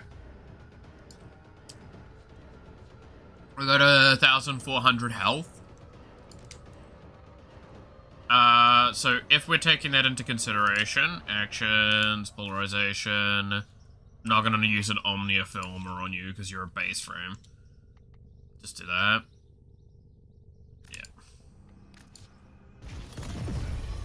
Now I can fit you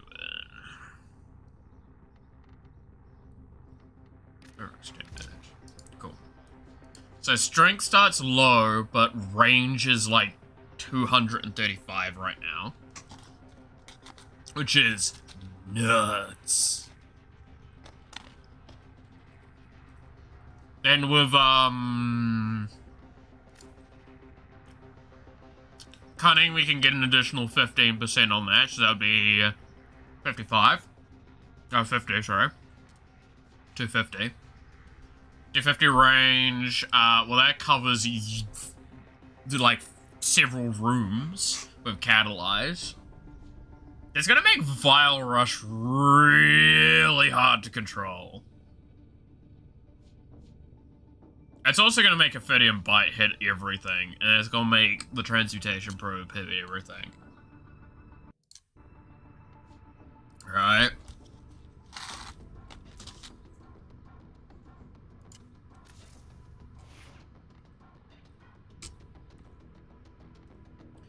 I should probably give you our weapon to get you through a mission.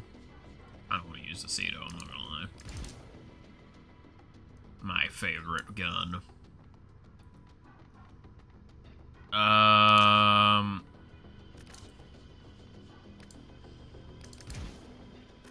Are you someone that can use mecha? Not really.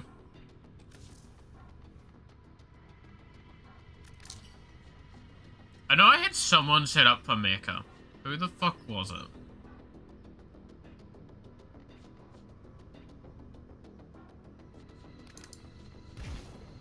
Is it Balgrath? No, you were set up for... no, you were... Wait, you were set up for what again?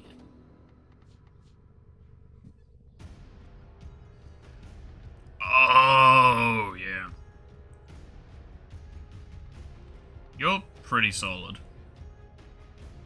Yeah, you're really solid. You're an option. What was Hester again? Are you the knockdown meme thing?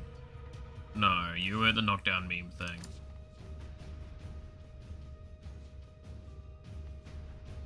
Yeah, it actually was you.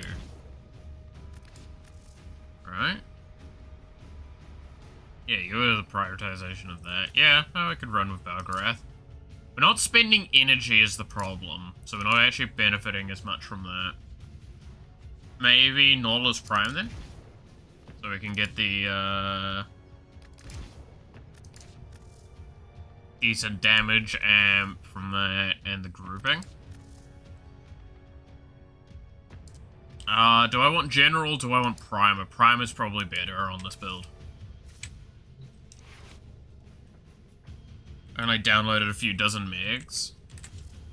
Well, you'll find out when you launch the game. If it works, then that's pretty sick.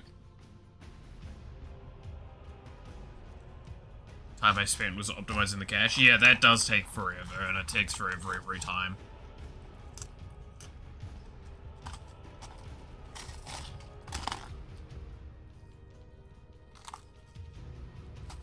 Anytime there's a major update, there's a cache optimization.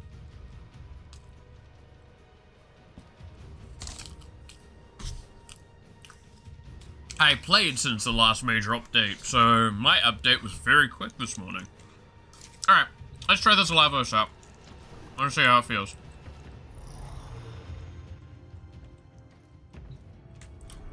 What kind of mission do we want? We probably want... narrow corridor.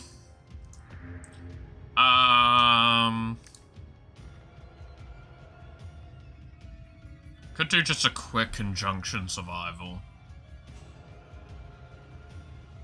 Or I could do the survival over there. Yeah, bugger. I'll do the survival in the murmur.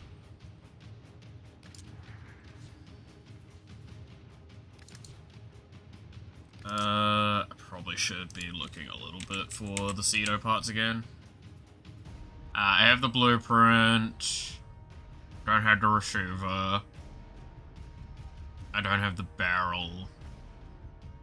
I don't have the stock. I thought I had more than that. Damn, that's rough. By the way, I own like 70% of the relics that have ever existed. At least one copy of. I've been playing since before relics were a thing, so...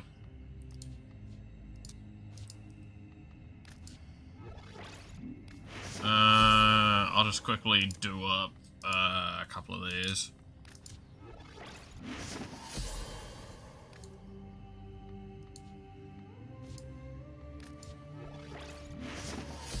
Alright. We'll run these 3, so we'll only do 15 minutes, probably, of this run. Unless I can be asked doing something else.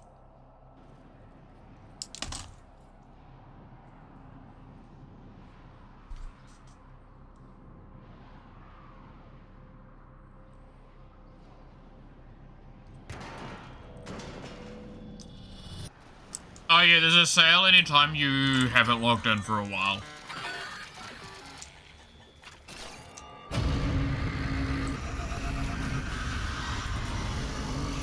Okay, I may have brought myself into a very high level mission. I might come to regret that.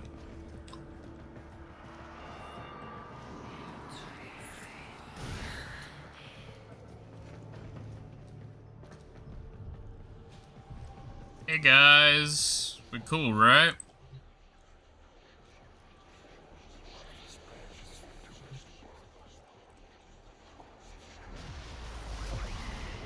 Oh boy, here we go.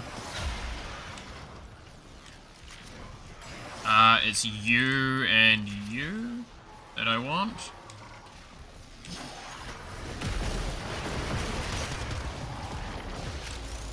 Oh, what the fuck is that damage?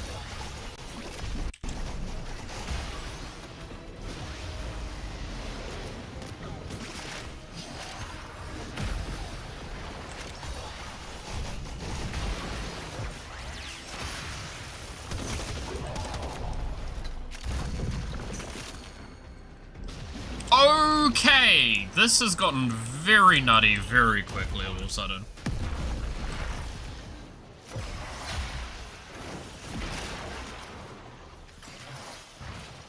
Papa left some bad things behind. That book's one of them. Was there a fucking book nearby? Oh, I want to do it.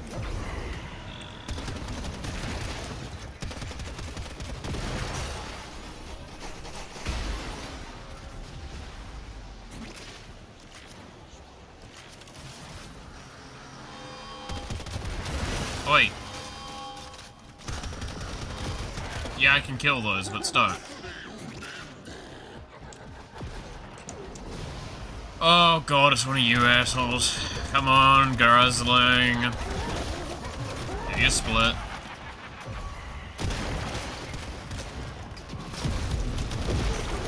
There we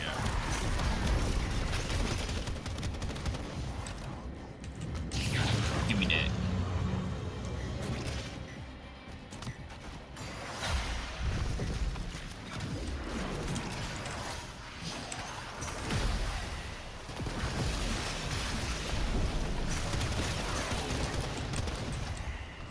My pets don't die anymore. Yep, no, they enter a permanent bleeding out state and they will resurrect after a period of time, or, in Sentient's case, they will just go disappear for a little while.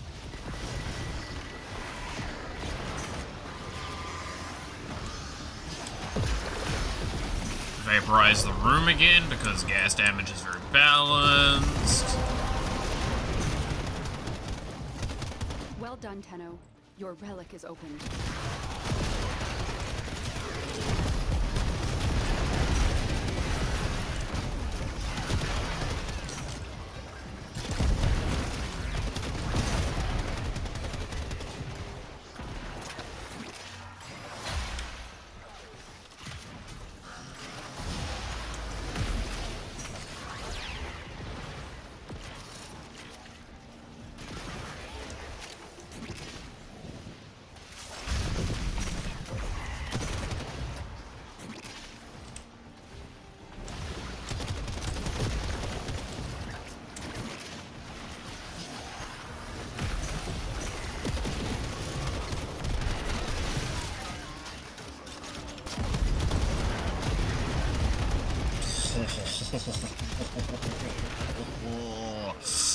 Oh, you're really juicy.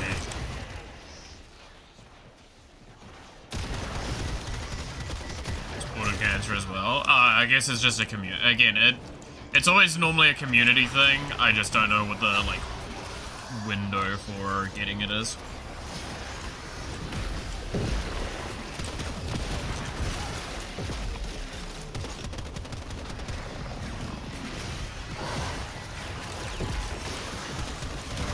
Okay, so I can only have one element augmenting my player at a time. I'm probably gonna prioritize gas.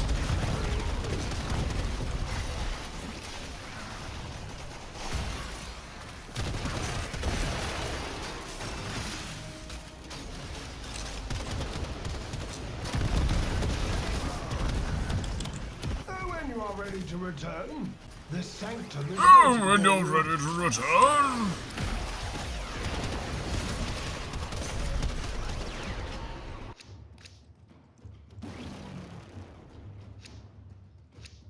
Oh shit, that's the Cedo part I wanted.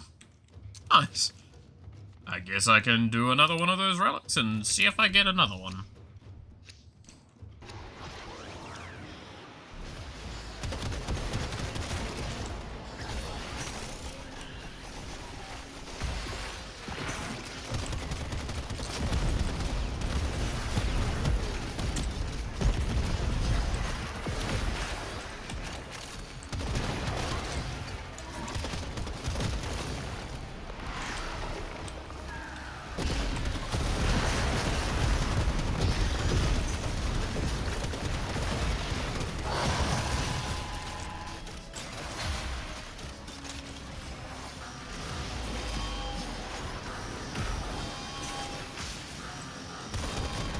No, none of that.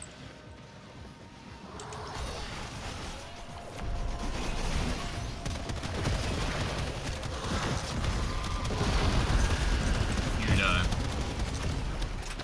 This is feeling really nice of a build.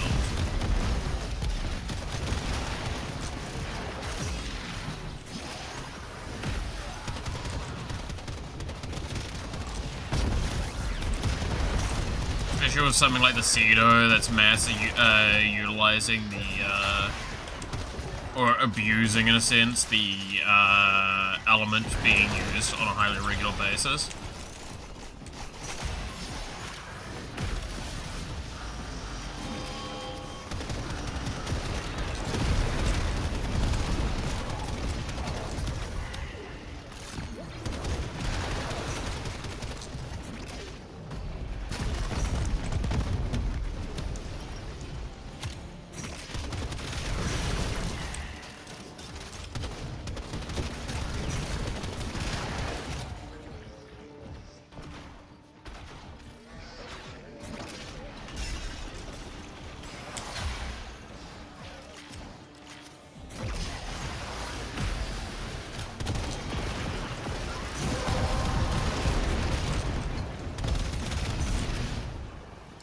God damn, the damage I'm doing's lagging my game.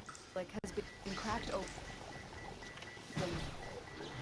Finish your mission to find out what's inside. A group of syndicates that I support. So I alternate between New Loker and Red Veil, I think it is. Because if you alternate between two, if you do the ordering correctly, you'll generate, is it 4? Syndicates worth of, content.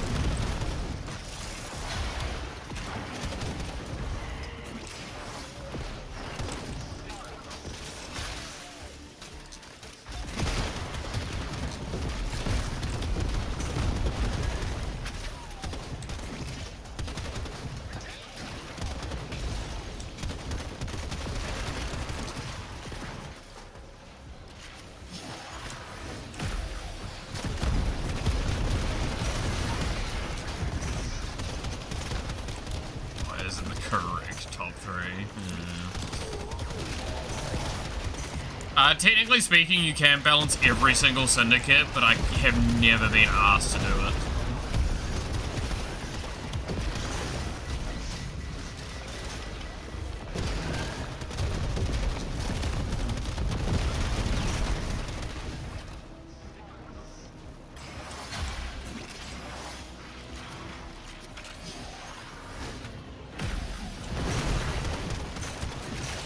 Yeah, that fucking ult does way too much damage. I love that.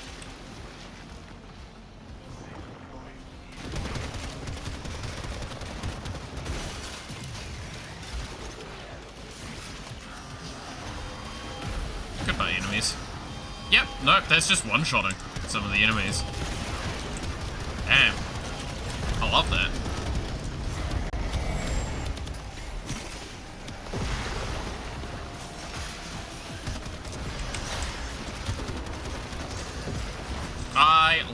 for me.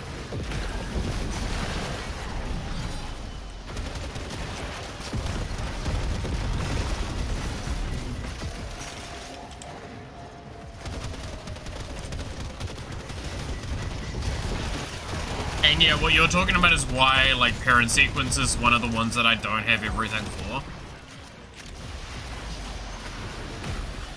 It's because I'm still actively, like, returning them to the top.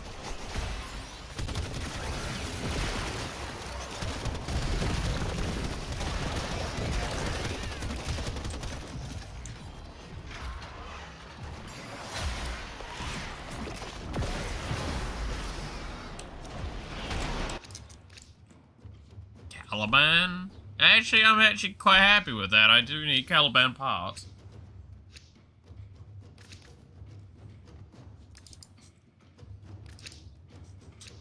Where are we at with levels? We should be getting quite a few. Oh god, what have I done? Die, die, die, die, die. Cool, you're dead.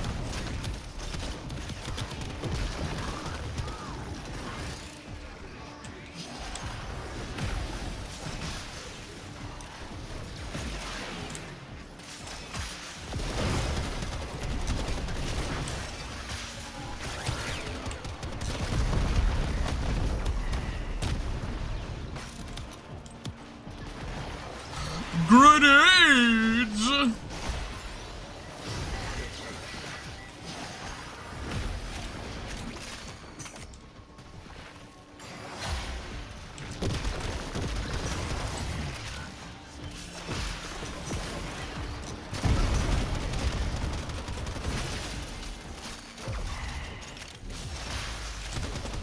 God, that hits them from over there. That's actually insane.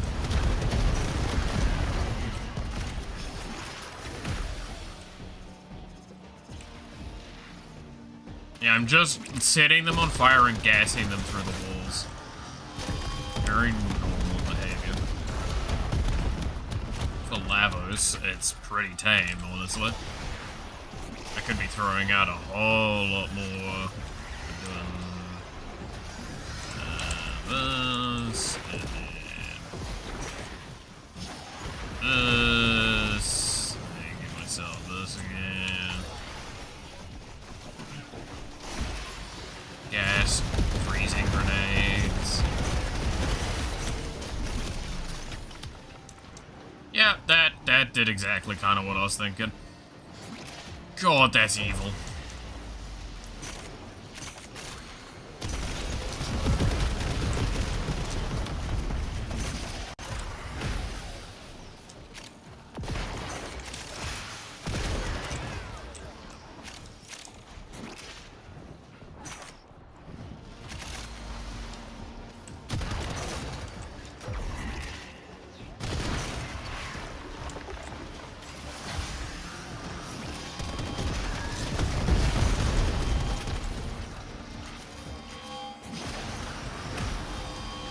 Oh, I love the idea of Lavos, man.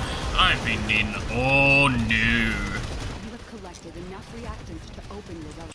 Double range and strength, you say?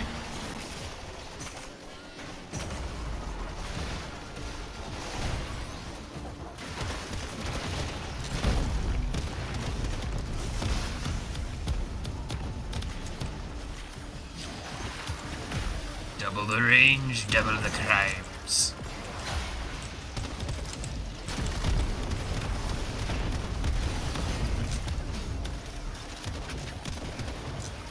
Yeah, fuck you, Digger, mate.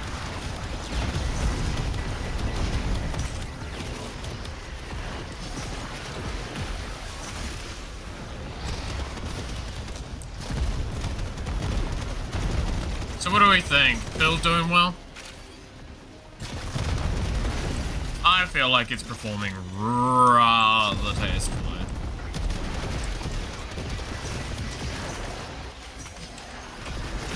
And I'm not even, like, properly cycling. Or positioning correctly for, the third ability.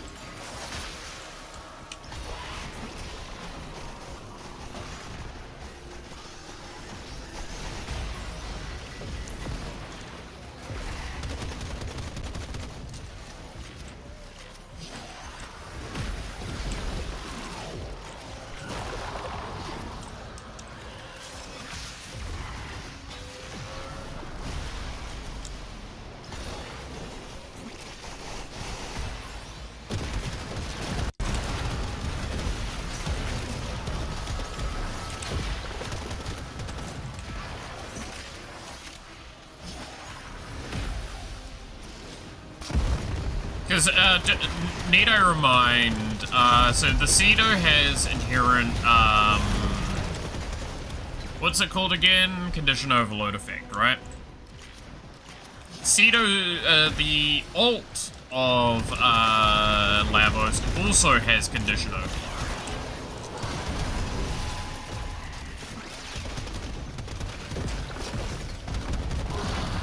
Which makes it absolutely bonkers.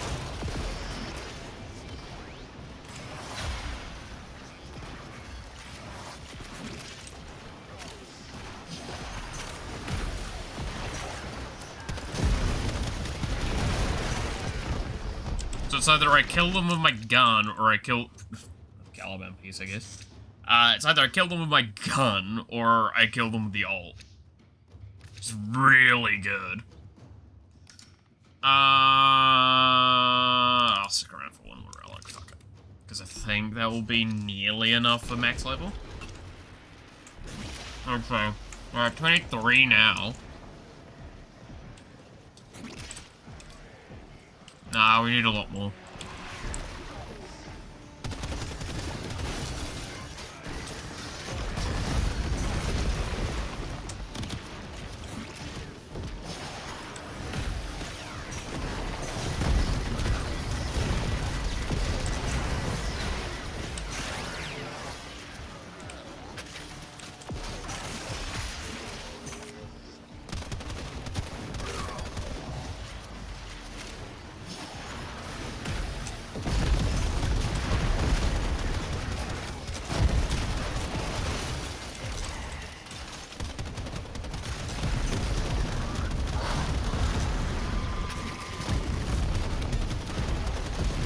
God, this is so fucking silly.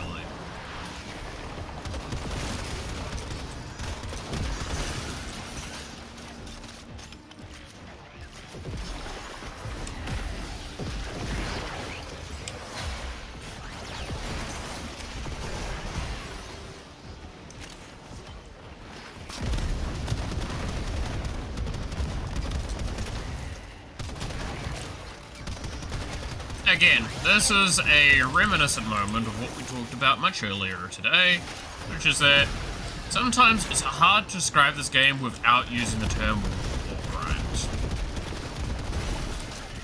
It's like the enemies turn up, the enemies are removed. How are they removed? Chemical warfare.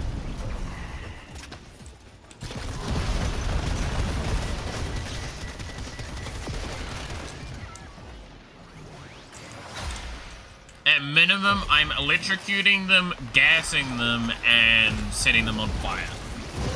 At minimum. That's it. You opened the relic. Finish your mission and we'll take a look inside.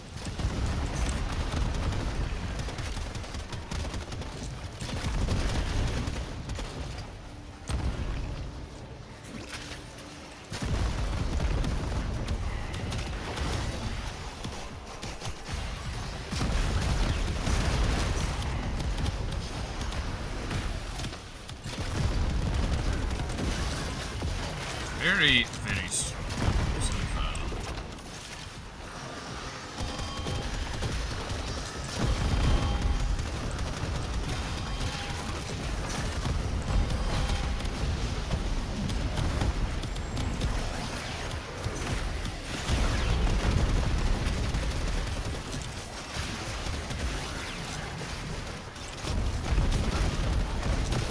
Is it magnetic that they amped overshield again? Or overguard? Something like that.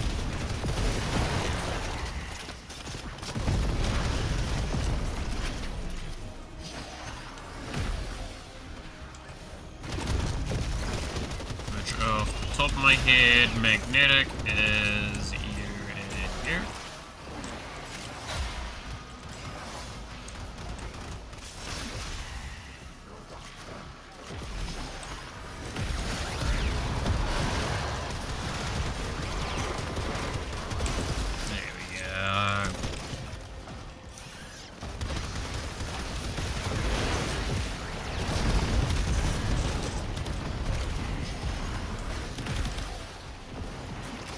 yeah, no, I'm getting a feel for this, and it's feeling really, really good.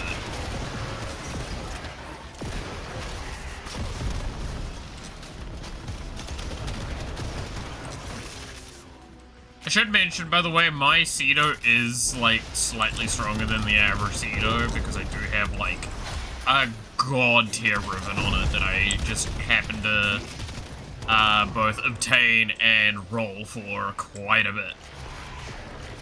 So that wasn't something I just kind of, like, fluked into. That was work.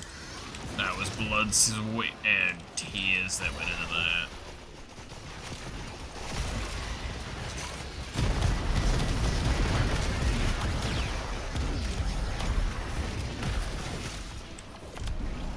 Really, really nice feeling when, like, one of your favorite weapons in the game, you get, like, a ribbon for naturally, and you're like, this is amazing.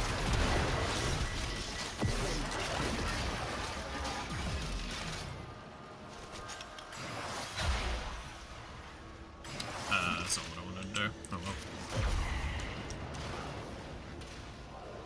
I wanted to hold that down, but...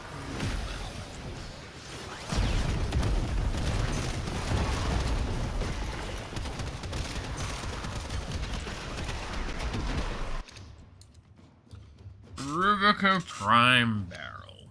That's nothing too bad, I guess. If I stay one more wave, I should hit it. Oh, do I? Yeah. Yeah, fucker it.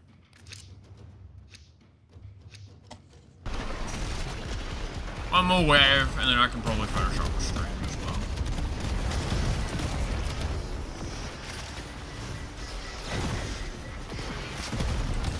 Noah's Prime increase recovered. Nice for him.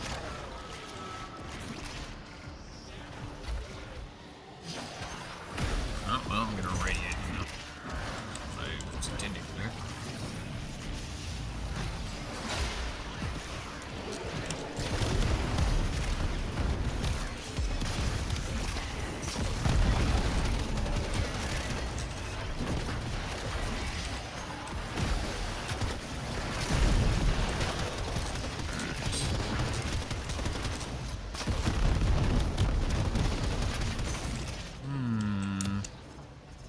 I'm feeling like this build's damage is there.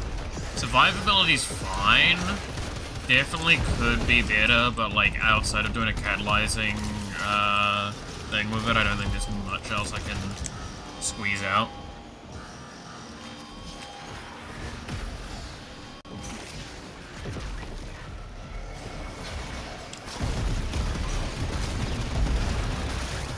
Right. I'm just gonna...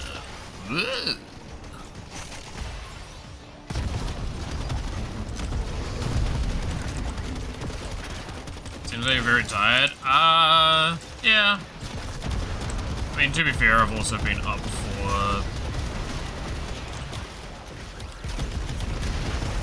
What, I had 1 hour sleep since...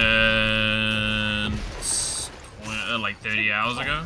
Time and oxygen are running out. So, I'm definitely on the tired side.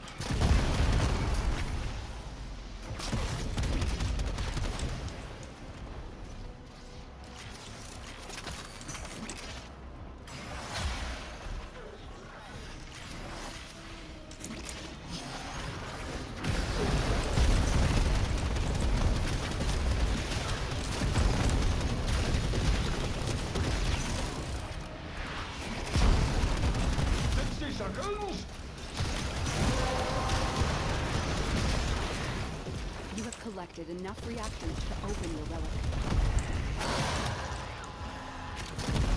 Yeah, but Fib, it's fine. See, go.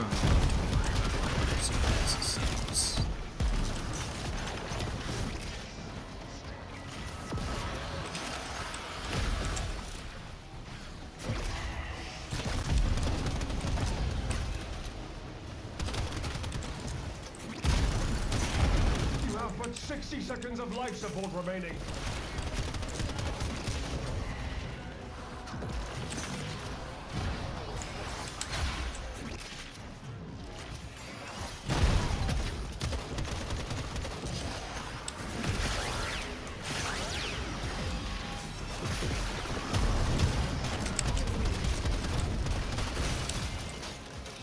I see all you wanting. Yeah. I mean, it also probably doesn't help to an extent that Warframes are very calm game for me. I know. Don't think too hard on that one. I found out I could play this game while sleeping, so that was a very, very strange time for finding that out.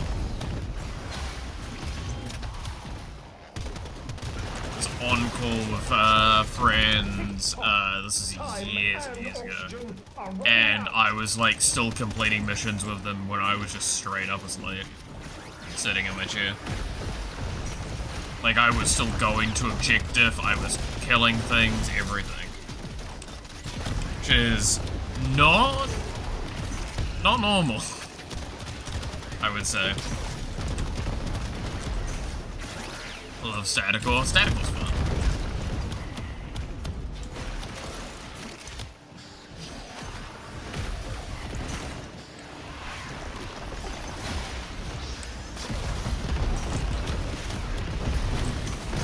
Reset that.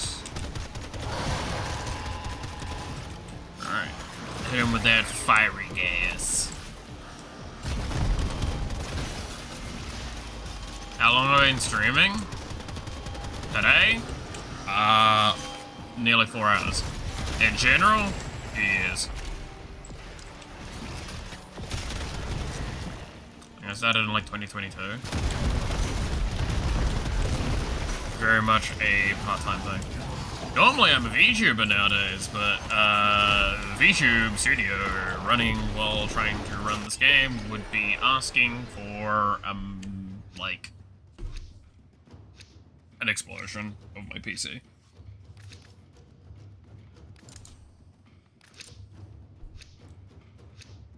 That's why the layout's very strange for them when considering everything. You should be mixed rank now. Yeah.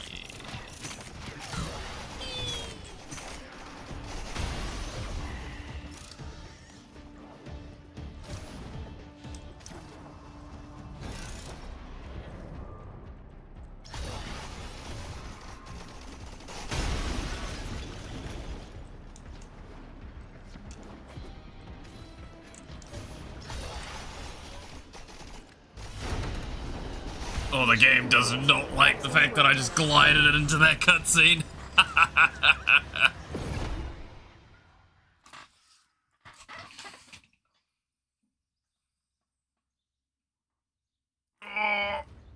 Tenno, our work goes on.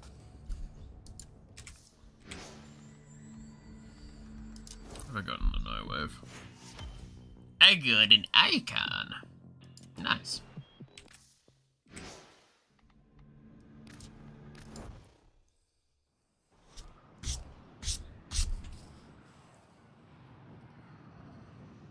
Ooh. Alright. So after testing that build out, my thoughts are it's actually feeling pretty solid. It has room for improvement, but like adding a bit of range to it seems probably adequate enough. No, I mean, I could be just spamming the first ability more, because that would be giving Toxin and Corrosive to enemies. That's the only, like, other thing I can think of. Because the ult inherently applies heat. So, Archon Vitality is getting procced constantly, and it's going to be nuking because of that. So yeah, it's Ophidian Bite, just getting spammed more often. Especially because of Lingering Transmutation. No, not Lingering Transmutation. I should be able to do it more often as well. Because The cooldown reduction is at its base of 1.5. But I should still be able to handle things. Alright. Especially with mecha and power, that spreads a lot. Yeah, that should work out quite well. Okay, so do I play the most? I actually not a lot recently, right? Like, most people can attest to this. I've not really played any games too consistently recently. It's just doing art and game development are the only two real consistents most of the time. Hey, Flash, how's it going? Hope all's well.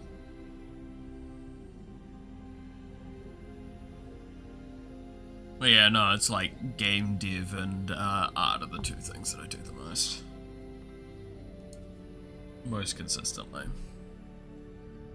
It's much more relaxed that way, I found. Enjoying it.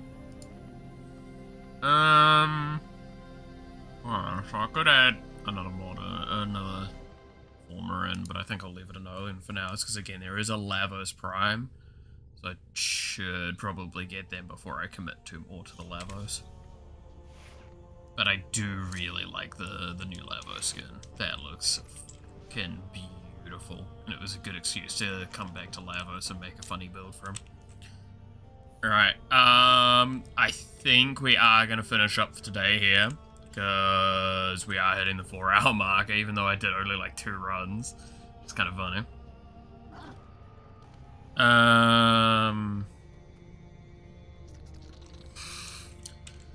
Oh, I'm just very tired, admittedly. Very long period of time. Yeah, thought about customizing your channel properly. Yeah, I'll get to it at some point. And when I do, I know what I'm gonna do for it. I just haven't been asked to do it yet. It'll be fine.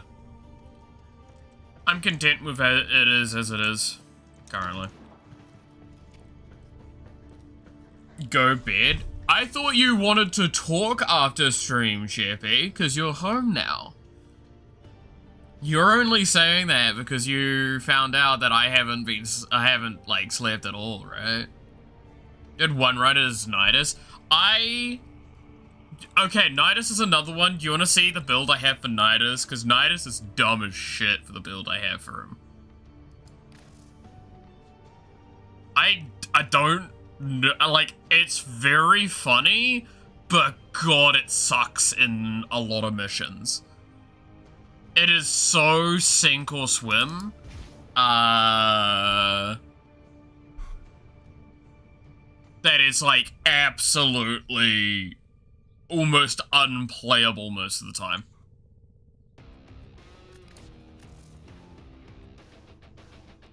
I think it's this one. Is it this one? Yeah, I'm pretty sure it's this one. Is it this one or is it this one? No, it's not this one. Ooh, it might be this one.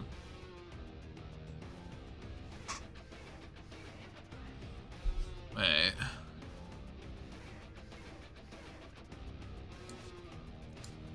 I have to actually look for a moment. Give me a moment. No. No, this is the general purpose one I have. That's really funny. Because do you notice,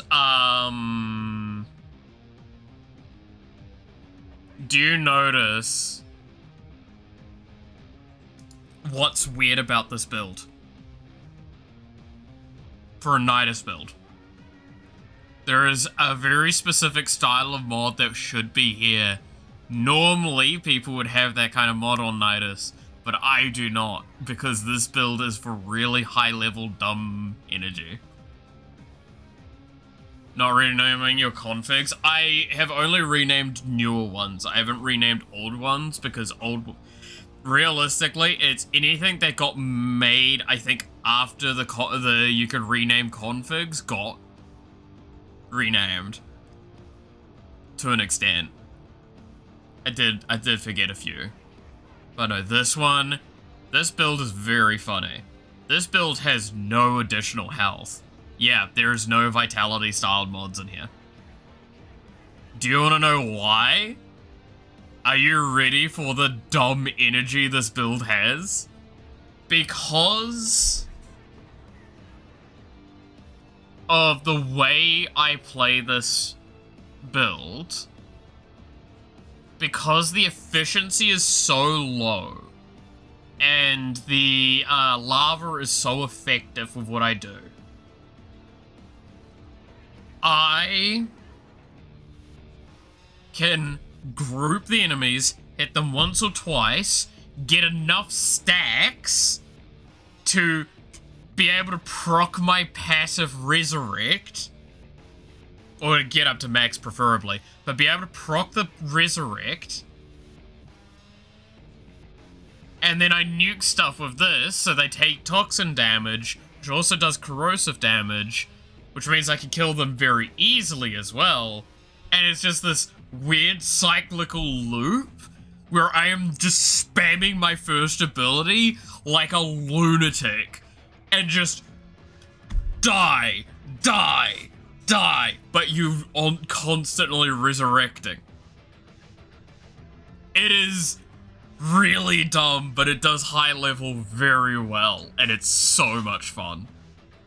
If you like permanently seeing that you've just resurrected on your screen, like his undying state on your screen, you're gonna like this build. If you don't, you're gonna hate this build. This build would be more up your speed if you're, which, this build also doesn't have vitality in it, but it gets way more health because, than you would ever feasibly need. And you wanna know why? Because it's got a lot of power strength in it. You heal, gives you power strength, so you're gonna heal a lot, right? This. Nidus and his ally get 5% max health per mutation stack. Except, that's affected by power strength.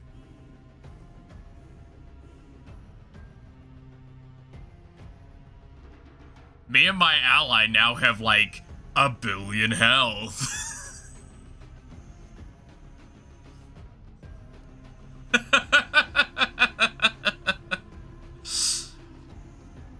And it's much more reliant on your weapons dealing the damage, unlike the abilities, because you've got this dealing, hitting 4 enemies grants you primary weapon crit chance.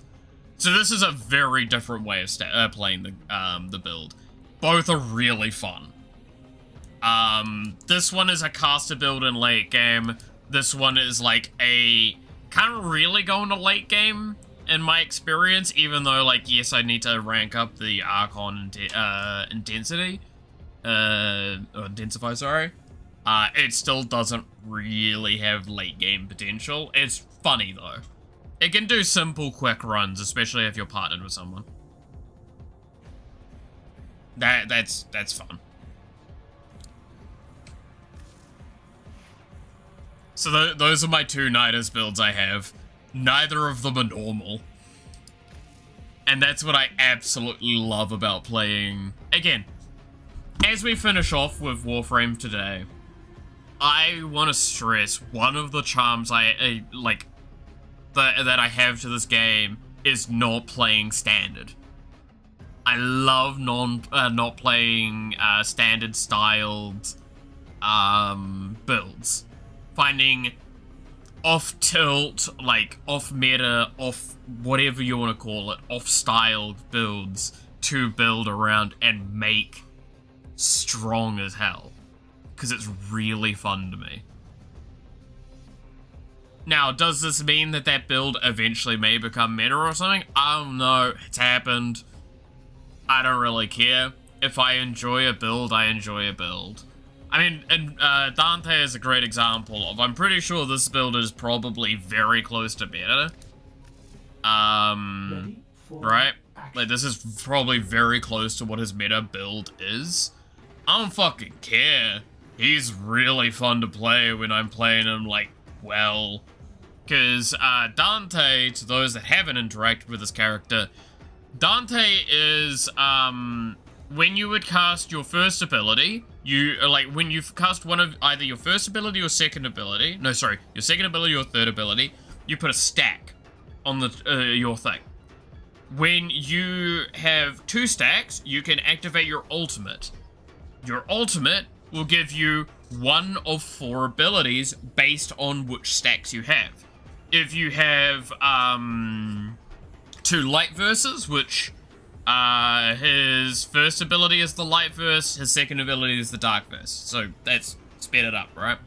Okay, 2 light verses gives everyone a massive overshield, and whenever they kill something, they get overshield. This one is 2 dark verses. You do this, you do a massive nuke of slash damage, and then forcefully apply all DOTs in an area with an amplification. This one is the mix with light verse first, and it gives everyone a book that shoots with them. And then the last one is you summon a bunch of birds that increase status damage and status vulnerability. Speaking of sleep night, catch you later, Jin. I'm gonna be at least hopping off stream very shortly. Whether or not I sleep is up in the air. I kind of do want to sleep, admittedly, because I do potentially want to play Magic this evening. And that's in 5 hours at latest. So maybe I'll get some sleep. I don't know. I'm definitely also hearing my voice, I'm starting to lose my voice and I can't hear it, which is kind of funny. But yeah, no, Dante I absolutely enjoy. He's a really fun character, and he can output an insane amount of damage, especially when you put Roar on him, which amplifies all of the levels of damage that he does. It, like, dips so many times into the amplification that it's just impossible to not want to run it. Like, when I told you about that nuke thing, for example, his Dark Vow applies a slash effect. So you cast 2 of those to get to your ult that nukes. So you've cast 2 of those, you've applied slash to everyone, then you apply, so that's got the base damage is amplified, and then the slash proc is amplified. Then you nuke, doing that same thing again, and then the amplified slash damage is then amplified again with an amplification that finally nukes the enemy for damage. Needless to say, it's very easy to hit, like, the fact is the damage multiplier on here alone is nearly 10 times, and it can easily be, like, again, what is Roar at typically? Roar is about 100% damage increase. So, not including additional amplifiers to status vulnerability, to, the other damage that, like, I'm going to be able to improve this more in the run because of, that Molt Augment that I talked about earlier that gives us, like, 60% more power strength. I am easily hitting, like, 20 times the amplified already damage. To an extent, right? Like, it's safe to say that off a Dark Verse dealing 4,000 slash damage with a proc, that is already getting doubled at minimum. And then I'm doubling, like, also, like, that base damage is amplified, then the proc is amplified, so the proc would be something close to 16,000, and then I'm, like, timesing that by, like, at minimum 20, I think. That's the gist of it. Most enemies in the game just get instantly killed. That's the point. It's fun. Love Dante. Highly recommend him, but he is quite far into the game. Very cool, though. Very spam abilities orientated. Cool wizard energy. Alright, now I'm actually going to do what I said and end up in stream today. So, not going to probably do webcam all the time again. Like, this is very probably like a bit of a one-off. I just thought it would be funny, go back to Warframe and also happened to bring back the webcam. I thought it was nice. Change of pace. Knowing that I have been asked if I would bring it back. Again, there's no reason I don't. It's just there's no reason to do so, right? Today there was. So, with that all being the case, thank you so much for watching. I hope you enjoyed. You're awesome. Stay awesome. And I hope to see you again next time. Until then, bye-bye.